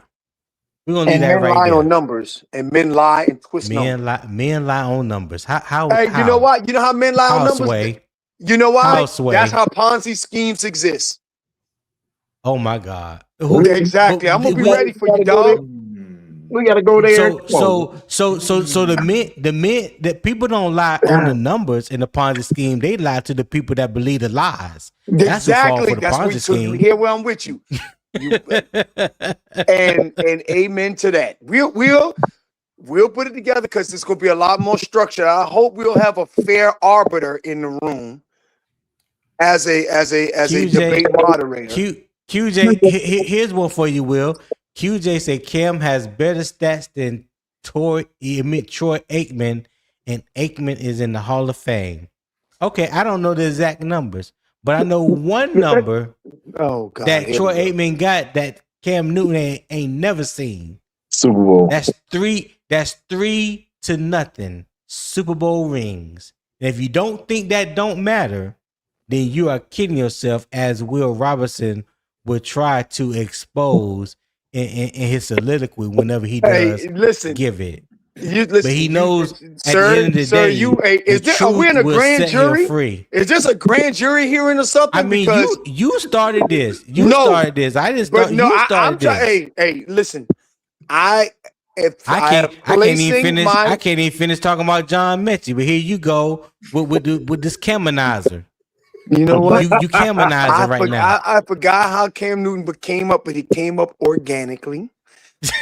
But lest we digress, we'll go back to the John Metchie conversation. Hold on. Now, I ain't gonna let you attack him though, Tony, because I actually think you threw the first thought in the womb. Listen. I don't complain. I just explain. He threw the first. Nice. He threw the first punch, but he don't even remember because he throw a flurry of punches at me all the time. The young man right here, Drew 30 FL, made a comment, and it's my duty as the host of the show. I read all comments and I display them for everyone to see. And I thought that was just one that Will would like to know about. So I just brought it out. So in other words, he tried to expose one of my live wires and then say he ain't did nothing. Okay, no problem. You're right. Yeah. I'm You're just right. trying to let Oh you my know God. that I got Hey, plenty of deck cord over here. hey, So listen, see, at any this is given what time, this is why people at don't any understand given what you time. just said, Tony. That these mothers over here talking about some numbers lie because they could be weighted good or bad. No, the numbers don't lie. Your That's right. judgment of that number is what is flawed. The number is what the number is. Mm-hmm. Okay, here we go. But anyway, all I gotta say is we'll have this conversation at the appropriate time. We will. We'll dig into the details, and I will be excited about having this conversation. And I am sure there will be someone that will be fair and equitable that will moderate between us. I ain't gonna break between you because I ain't gonna never agree with you, Will. So, Well, See, there you go. That's why you can't be a in moderator. the famous I told the truth. in the famous words of my man Bart Scott, I can't wait. Can't wait. That's a classic. Can't wait. Oh man. So, fellas, Will, you can go on this since you got your energy up now. That's something. What does Metchie help this offense most on game day? A change-up ball. You know, you got, you know, and you talking about from a body type? From a body standpoint? type, You talking about? from a body type standpoint, if he's reliable and they're seeing him do the things that they need him to do, let's say it's in the middle of the second quarter, Metchie ain't been out there yet. He go out there, he lines up at the 2 position or in the slot, and they're like, wait, do we cover this guy or what's going on? And they run, he throw the ball, cover, he get 12 yards, and he come out the game. Next, going into halftime, we get a 2-minute drill. They see Metchie on the field again. Say he got 12 yards on us before. Then they go and they cover him, and then they go, there go, goddamn gone, Darren Waller streaking down the field for a touchdown the same way he did in Carolina when he did against us in Carolina. It causes multiple dilemmas on a defense when they see New Jersey numbers out there, they see combinations. It consistently keeps them off balance if you can have those types of tools in your tool belt. Okay. Hey, All right. Charles, Nick, go ahead, Nick. Go ahead. I just want to send all the way. What you got? What did he bring? I think Metchie he got a little bit of yak in him. That yak. Yeah. He got that yak in him, and that's something that we've been missing. That yak. We've been missing that yak since DJ Moore left. Yeah. Okay. Charles, what you got, Charles? Same thing. I mean, Metchie, he has pretty good hands. He runs good routes, quick. I think, but again, it's like oh man. I mean, the question is again, this is because honestly, I feel like this all starts with Bryce. Bryce has to hit these guys. He has to go through all of his reads if need be. But Charles, I ain't gonna let you do that. You trying to sway the conversation. This is about John Metchie, sir. Where does Metchie help this offense most on game day? That was the question. Yes, sir. Okay, well, he helps with trying to get back in his friend's good graces. Don't I got I mean, Metchie, he brings some tools, and he has good hands. He runs good routes. He's quick, and so he can bring that extra option, third down and 4. I need 5-6 yards. Quick out, quick slant, Metchie. Boom, first down. Like that's how I kind of envision Metchie's role, almost like glorified pass catching running back almost, like he's running a lot of short routes, a lot of just quick outs as like a nice little safety blanket for Bryce. Mm-hmm. But again, like I said, it starts with Bryce Young. He has to go through his reads. He has to, hit these guys when they're open. And honestly, I feel like Bryce Young has to get out of his head and just let it rip. Let his stuff hang. Let it drop. Just let it rip. Like come out. Charles, you could say it. He need to let his nuts hang. Yeah, yes. Yes. Yeah. You know what I mean? Cause it's like playing football, it's like you gotta understand. If you are already a little quarterback, you 5'10", you basically the smallest dude on the team. You gotta have you gotta have a bigger than life personality. Like you do gotta have some of that Steve Smith mindset of that nasty, that grimy, that I'ma fight you, I'ma get raw with you. Like you gotta come off that way. You can't come off like, hey guys, we're gonna get him next time. High five me. It's like, no, bro. Like too many times last year, I saw Bryce Young. Almost stupid.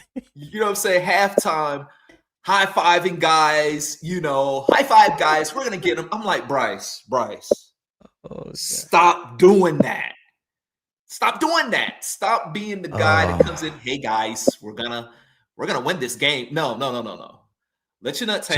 Charles. I'm gonna let you have it. You found a way. I mean, this back to Bryce. Go ahead, my friend. Go ahead.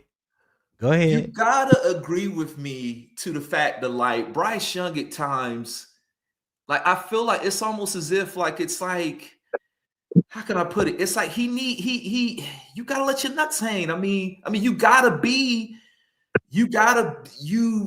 you have to command the locker room, the team. Can't even get it out. Because it's like he hasn't shown it. Like that's my point. It's like Bryce. So yes. So in those comeback situations that he has led, because it is noted he has led 11 or 12 comebacks, the most in the NFL. I think since he's been in the league, or last 18 games, something like that. But anyway, in those critical situations, whether you're trying to tie the game or get the lead back for your team, you don't think those were times where he just let his nuts hang under extenuating circumstances, back against the wall, when there's already people feel like he's not going to be able to do what he just went out there and do? You don't think those are instances where he just let his nuts hang and go out there and get the job done? I need him to let them things hang. That ain't what I asked you. Oh, that ain't boy, what I asked slick, you. Boy, you slick, Tony. Well, okay.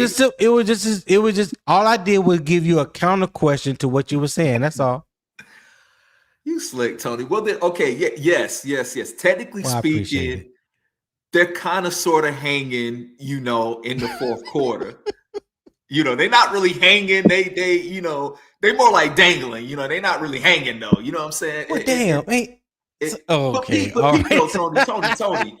Bryce has to come out strong. He needs to start games the same way he plays the last 2 minutes of a game. I need him to start the game like that. Let him hang. I agree with you on that. Literally I agree run with around, you on that. do that, and then literally as soon as he scored a touchdown, run up to, I don't know, a corner who was yapping, talking trash, look at him and grab his nuts and laugh. Like I need Bryce to have that, you know what I mean? To have that raw, that dog, that like nigga, because it's like. So can I say something? So do he have to do all that? What you just described?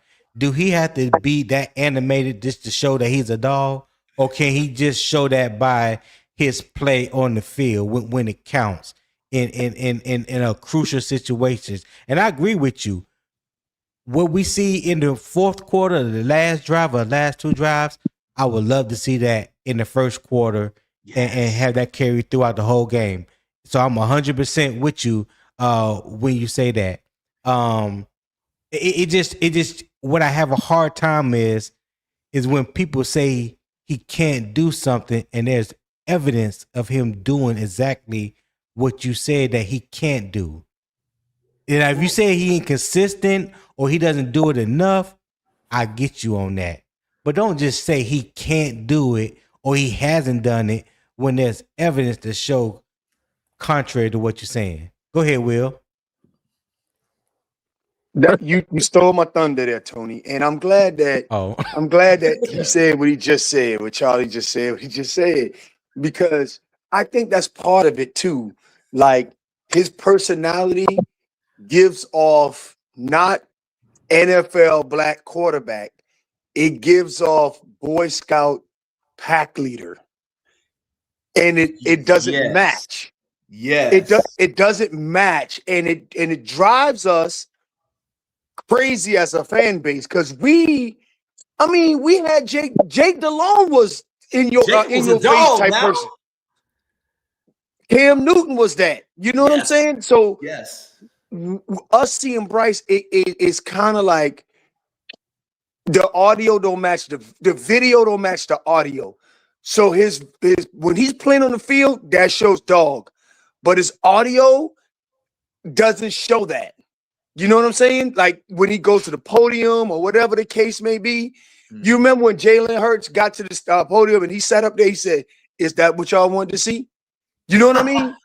We will never get, I don't believe we'll ever get that moment. I don't think we'll ever get that.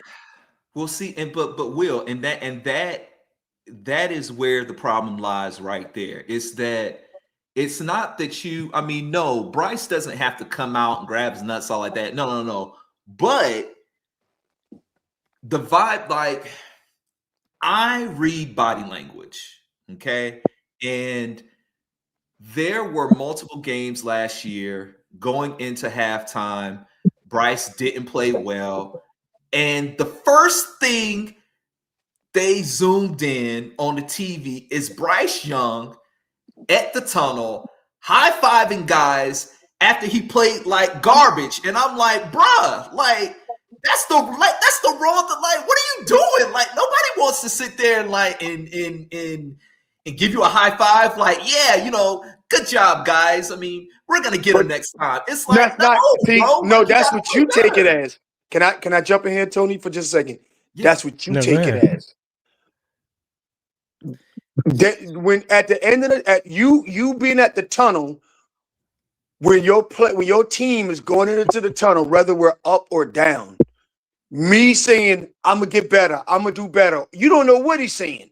He could be like, it's on me. There's been plenty of times you've seen on Panthers.com where he's like, that's on me. I'm gonna get that back. That was on me. And everybody believing him. You've heard J.C. Horn said he believes that if they down in the fourth quarter and Bryce got the ball, he believes that they're gonna score. So that's what I'm saying. His audio don't match his video. You think he's saying, we're going to get him next time, guy. You don't know what that man's saying out there. True. That's your perception. True. And don't get me wrong.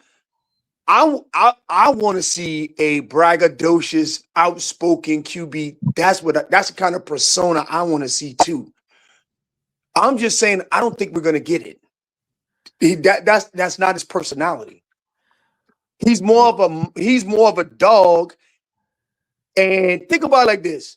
Mm-hmm. I guarantee you, if I test Tony, I know I got to go all the way to the end with that fight.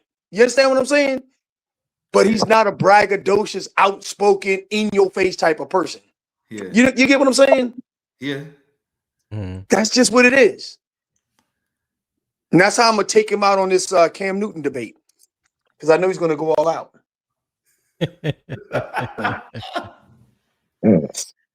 Oh, what a tangle well we weave. Hey, we got the insurgents in here. Y'all heard that, right? Hey, y'all got to watch y'all backs. Yeah. It's a present. Yeah, I see him. I'm not even paying them no attention. Their comments doesn't even warrant a response from me because we've had this conversation. Oh, that's why I'm not responding. Hundreds of times. The facts have been proven. I'm not going back and forth with ignorant people. Just not gonna do it. So how much should Young's comfort matter versus versatility and blocking? Honestly, Tony, I feel like it goes hand in hand. Like, I mean, you gotta have. I mean, I don't care what nobody says.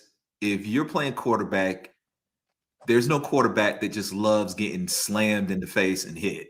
I don't care, how much they try to say they tough and they this and they that, And so with that said, it's like for any quarterback to feel comfortable, right? You got to protect them.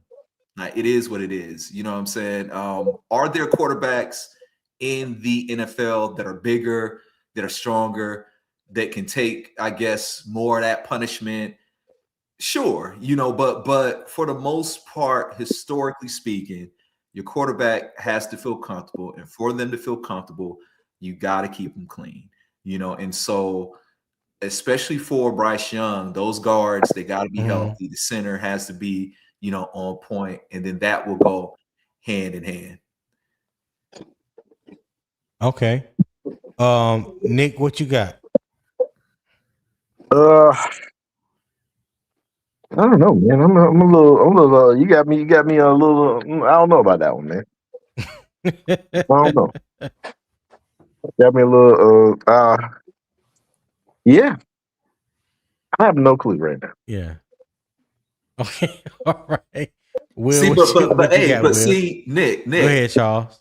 See, but the reason why you feel that way is because our quarterback is not consistent. He doesn't play consistent. That's why you feel that way. But you know what? He doesn't. But listen. But this is the thing about it is, as we have pointed at you, this is the "What have you done for me lately" league. True. And what he has done for me lately is provide me with a trajectory that is going which way? Which way, Charlie? No answer to give. No habla English.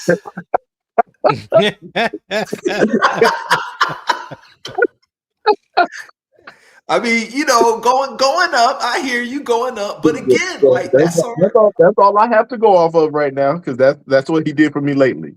I know, but Nick, so I'm just gonna wait. But Nick, this is that is the $50 million question. Can Bryce Young start the season strong and play consistent throughout the year? Yeah, and that's what I hope he provides this year. So I'm just gonna keep with my hope. My hope is gonna be there. I'm just gonna hope. Am I going to lie to myself and be like, oh, he's this and he's that? No, I don't do that. I don't think anybody in here uses the illogical approach that this is our quarterback and I'm going to stomp the ground for him no matter what. I think that most of us look at the entire picture and see the trajectory going up and just hoping that he can continue that. Yeah, that's it. I hear you. Okay. All right. So my last question before we get out of here.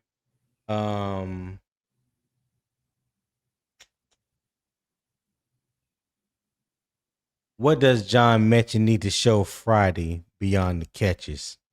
What because we know he can catch the ball. What else do he need to show Friday beyond the catches that will possibly solidify his spot on the team? Nick, you go first. What is who? Who? I didn't hear Metchie. What does John Metchie need to show Friday beyond the catches? Solidify himself on the.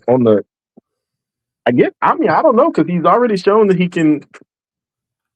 I just think he has to just continue to be consistent with it. That's literally the thing with it, because he's already shown that he can be part of the special teams. So at the end of the day, that's just be consistent with it. That's it. Will, what you got? And Charlie, I'll give you the last word. Go ahead, Will. I think that he's gonna have to show that he understands his spacing and timing on the routes based off the offense. Even if he don't get the ball, so we won't know that for sure. So you get on the field, he shows he was right where he was supposed to be. That was his window. This is where he was supposed to be on this play. He understood his assignment, even though he's playing without the ball. You know what I mean? So we won't know that, but he will know that that's what he's putting on film. That when he heard the play, he knew his assignment. He ran his route. The route was the right timing. It was in the right spot. He did all the things he was supposed to do, with or without the ball. So that's what I hope he gets done, because I really hope that Metchie works out on our team this season. Okay. Charles, the floor is yours, my friend. You can use this time to answer the question. Also, if you need to clarify your position with some of your fans that are currently looking over your application to see where you stand, you can do that as well. Oh man, pressure, man. You know what? I think Metchie. Sad to say, I feel like because there's just a log jam at wide receiver, I think it's going to be a challenge for Metchie to even make the team. He can try to literally, in this next preseason game, catch every ball that comes to him, do exceptional blocking, return game if he is involved in that. I mean, just really, ball out. But I think it's going to be a challenge for him to make this roster, not because of his talent, just because it's just a log jam. And then last but not least, I want to say this, man. I am a Carolina Panthers fan first and foremost, man. My allegiance is to the Carolina Panthers first and foremost. And so with that said, I'm all about winning, and whoever can help us win, I'm cool with that. Charles. I will say this though. We need to let Haynes King get some reps. We need to stop playing this game of him being injured. We know he's not really injured. There was footage released yesterday. Wow. That's right. Oh my God. I'm gonna say it. There was footage just when I thought you was all right. Come on, dog. There was footage of him yesterday, high stepping and all like that. He's not injured. I have no idea exactly why they have him, on ice. Charlie, just like Captain America. They got him on ice. They need to thaw him out, let him play. But with that said, I'm a Carolina Panthers fan. Bryce Young is the quarterback. We got to ride with Bryce. It is what it is. I hope that we can play consistent as a team and win. If we do, I'll be happy. But if Bryce starts the season slow, like I think he probably will, we're going to struggle. I hope that doesn't happen. I hope, and Pete, guys, I hope I'm dead wrong about Bryce. I want to be so dead wrong that literally I got to call back in and be like, do you really? Yes. Yeah. I want to be wrong. I want Bryce to play lights out. I want him to literally play so well that literally he looks at the camera, looks at me and says, I told you so, and keeps But balling. you don't have no faith in him.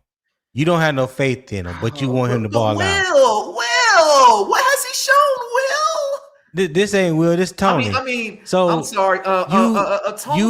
You have no faith in him, but you want him to ball out like that. the math ain't mathing, Charles. That shit don't even out. But Tony. Okay, all right, Tony. You can want someone to do better. You can want someone to be, the best version of themselves that they can be. But you might also feel like, well, yeah, I want that for them, but I know their track record and I know what they've shown. And so I would love for Bryce to just come out and play well every game. I would love for him to, easily pass for 200 yards. I would love for him to easily start games strong. I would love for him to start season strong, but he just hasn't done it. And that's why I say I want him to do well, but it's like he hasn't shown it. He just hasn't shown it. I got you. But don't get me wrong. Don't get me wrong. Game 1, I hope we win. I hope we beat the brakes off the Bears. And Pete. I want us to win off of a game-winning run by Bryce Young. Okay. I want Bryce Young to not win off of a field goal. I want him to win by throwing a dart in the end zone or by running in there and scoring and making it so just obvious so that I can feel better about him as a quarterback. Because right now I don't, I'm still on the fence, man. I don't, what I mean? It's like I want to win, but we got Bryce. So with that said, hopefully we can get Haynes King off the ice. We can get him started. No. I'm playing with you. But no, we'll see, man. We'll see. Hey, Tony, can I say something about the Haynes King last play? Yeah. And this is why preseason matters. I'm willing to bet that I'm willing to bet real money that they wouldn't call that ISO draw play for Haynes King if they think that he's going to pull his hammy. They wouldn't do it. They would just lose the game. Well, he didn't pull his hammy, Will. I know that's the conspiracy theory. I'm not a conspiracy theory type guy, so you ain't gonna get me on that. I'm just saying I don't think that because they want to continue to develop and grow him, and these are valuable reps that he's missing to develop to the quarterback that they want him to be. Facts. They would never. I'm sorry. Go ahead, Will. I'm sorry. No, you go ahead. I'm sorry. Go ahead. Yeah, so that's when people be saying, "Oh, you put him on ice because that's impossible." Listen, I know that people think that, but I truly do not. It's not really a logical thought. They could just literally keep him going and make him the third string quarterback and just say he's not playing. What you gonna do? Get mad? Right. They don't have to make up an excuse. They could just say he's not starting. I'm pissed. They put him on ice. What I'm saying to you is, even if he wasn't injured and they said he wasn't playing, so what? You mad? No, they don't care if you're mad. They need to care, Will. We're fans. They need to care, Will. We know what we saw, Will. We know what we saw, Will. We saw what? We saw. Oh God! Did you see the players' reaction? Yes, broke the goal line. Did you see the players' reaction? Did you see the players' reaction? Did you see his smile? Did you see the players' reaction on all? He was like, "Oh my gosh, I got a quarterback." Sir, like, oh snap! I got a quarterback. Sir. Did you see the reaction on the player's face when Bryce Young ran for a touchdown and threw that touchdown in the fourth quarter in the playoff game? See the look on the play? No, did you see the look in the stands? We were ecstatic, Will. No. So that's what I'm saying. So Will, but what I'm trying to explain to you is, Will. Hey, do not subject yourself to the crack epidemic. That one hit that got you high. Don't think that's gonna cure you. All right, hey Tony. Sorry, I had to throw that in there. I was setting him up for that one comment. All right, y'all. He was. All right, man. Hey, listen, I appreciate you gentlemen for being on the panel today. Nick, Will, Charles, Xavier, Poppin, Howard, anyone else I'm missing? I can't remember. I think it was somebody else was on the panel too this morning. I can't remember who it was. And shout out to everyone that donated to the channel today. Reality Beats, Eternal, QJ Smith, Mr. Hunky Dory, the Ville Kids Show. Also shout out to the Ville Kids Show and QJ Smith becoming members on CJ channel, and also the Real HH ENT 9841. Thank you for donating as well. All right. So Carolina showed something valuable in Jacksonville. A poor beginning did not decide the entire day, but resilience and readiness are not the same thing. Resilience finds an answer after something goes wrong. Readiness brings enough clarity, communication, and urgency to avoid repeating it. Friday needs to show faster offensive rhythm, cleaner defensive leverage, and clearer personnel trust. The Panthers do not need perfection. They need proof these early issues are being corrected before they become regular season habits. All right. So if you enjoyed the conversation, make sure that you hit the like button on your way out. Subscribe to Unbiased Opinion Sports Talk. That is youtube.com/@UO Sports Talk. All right. Also share the show with other Panther fans, family members, friends, co-workers, and all the same. Keep the debate respectful. Keep the football facts first. And as always, keep pounding.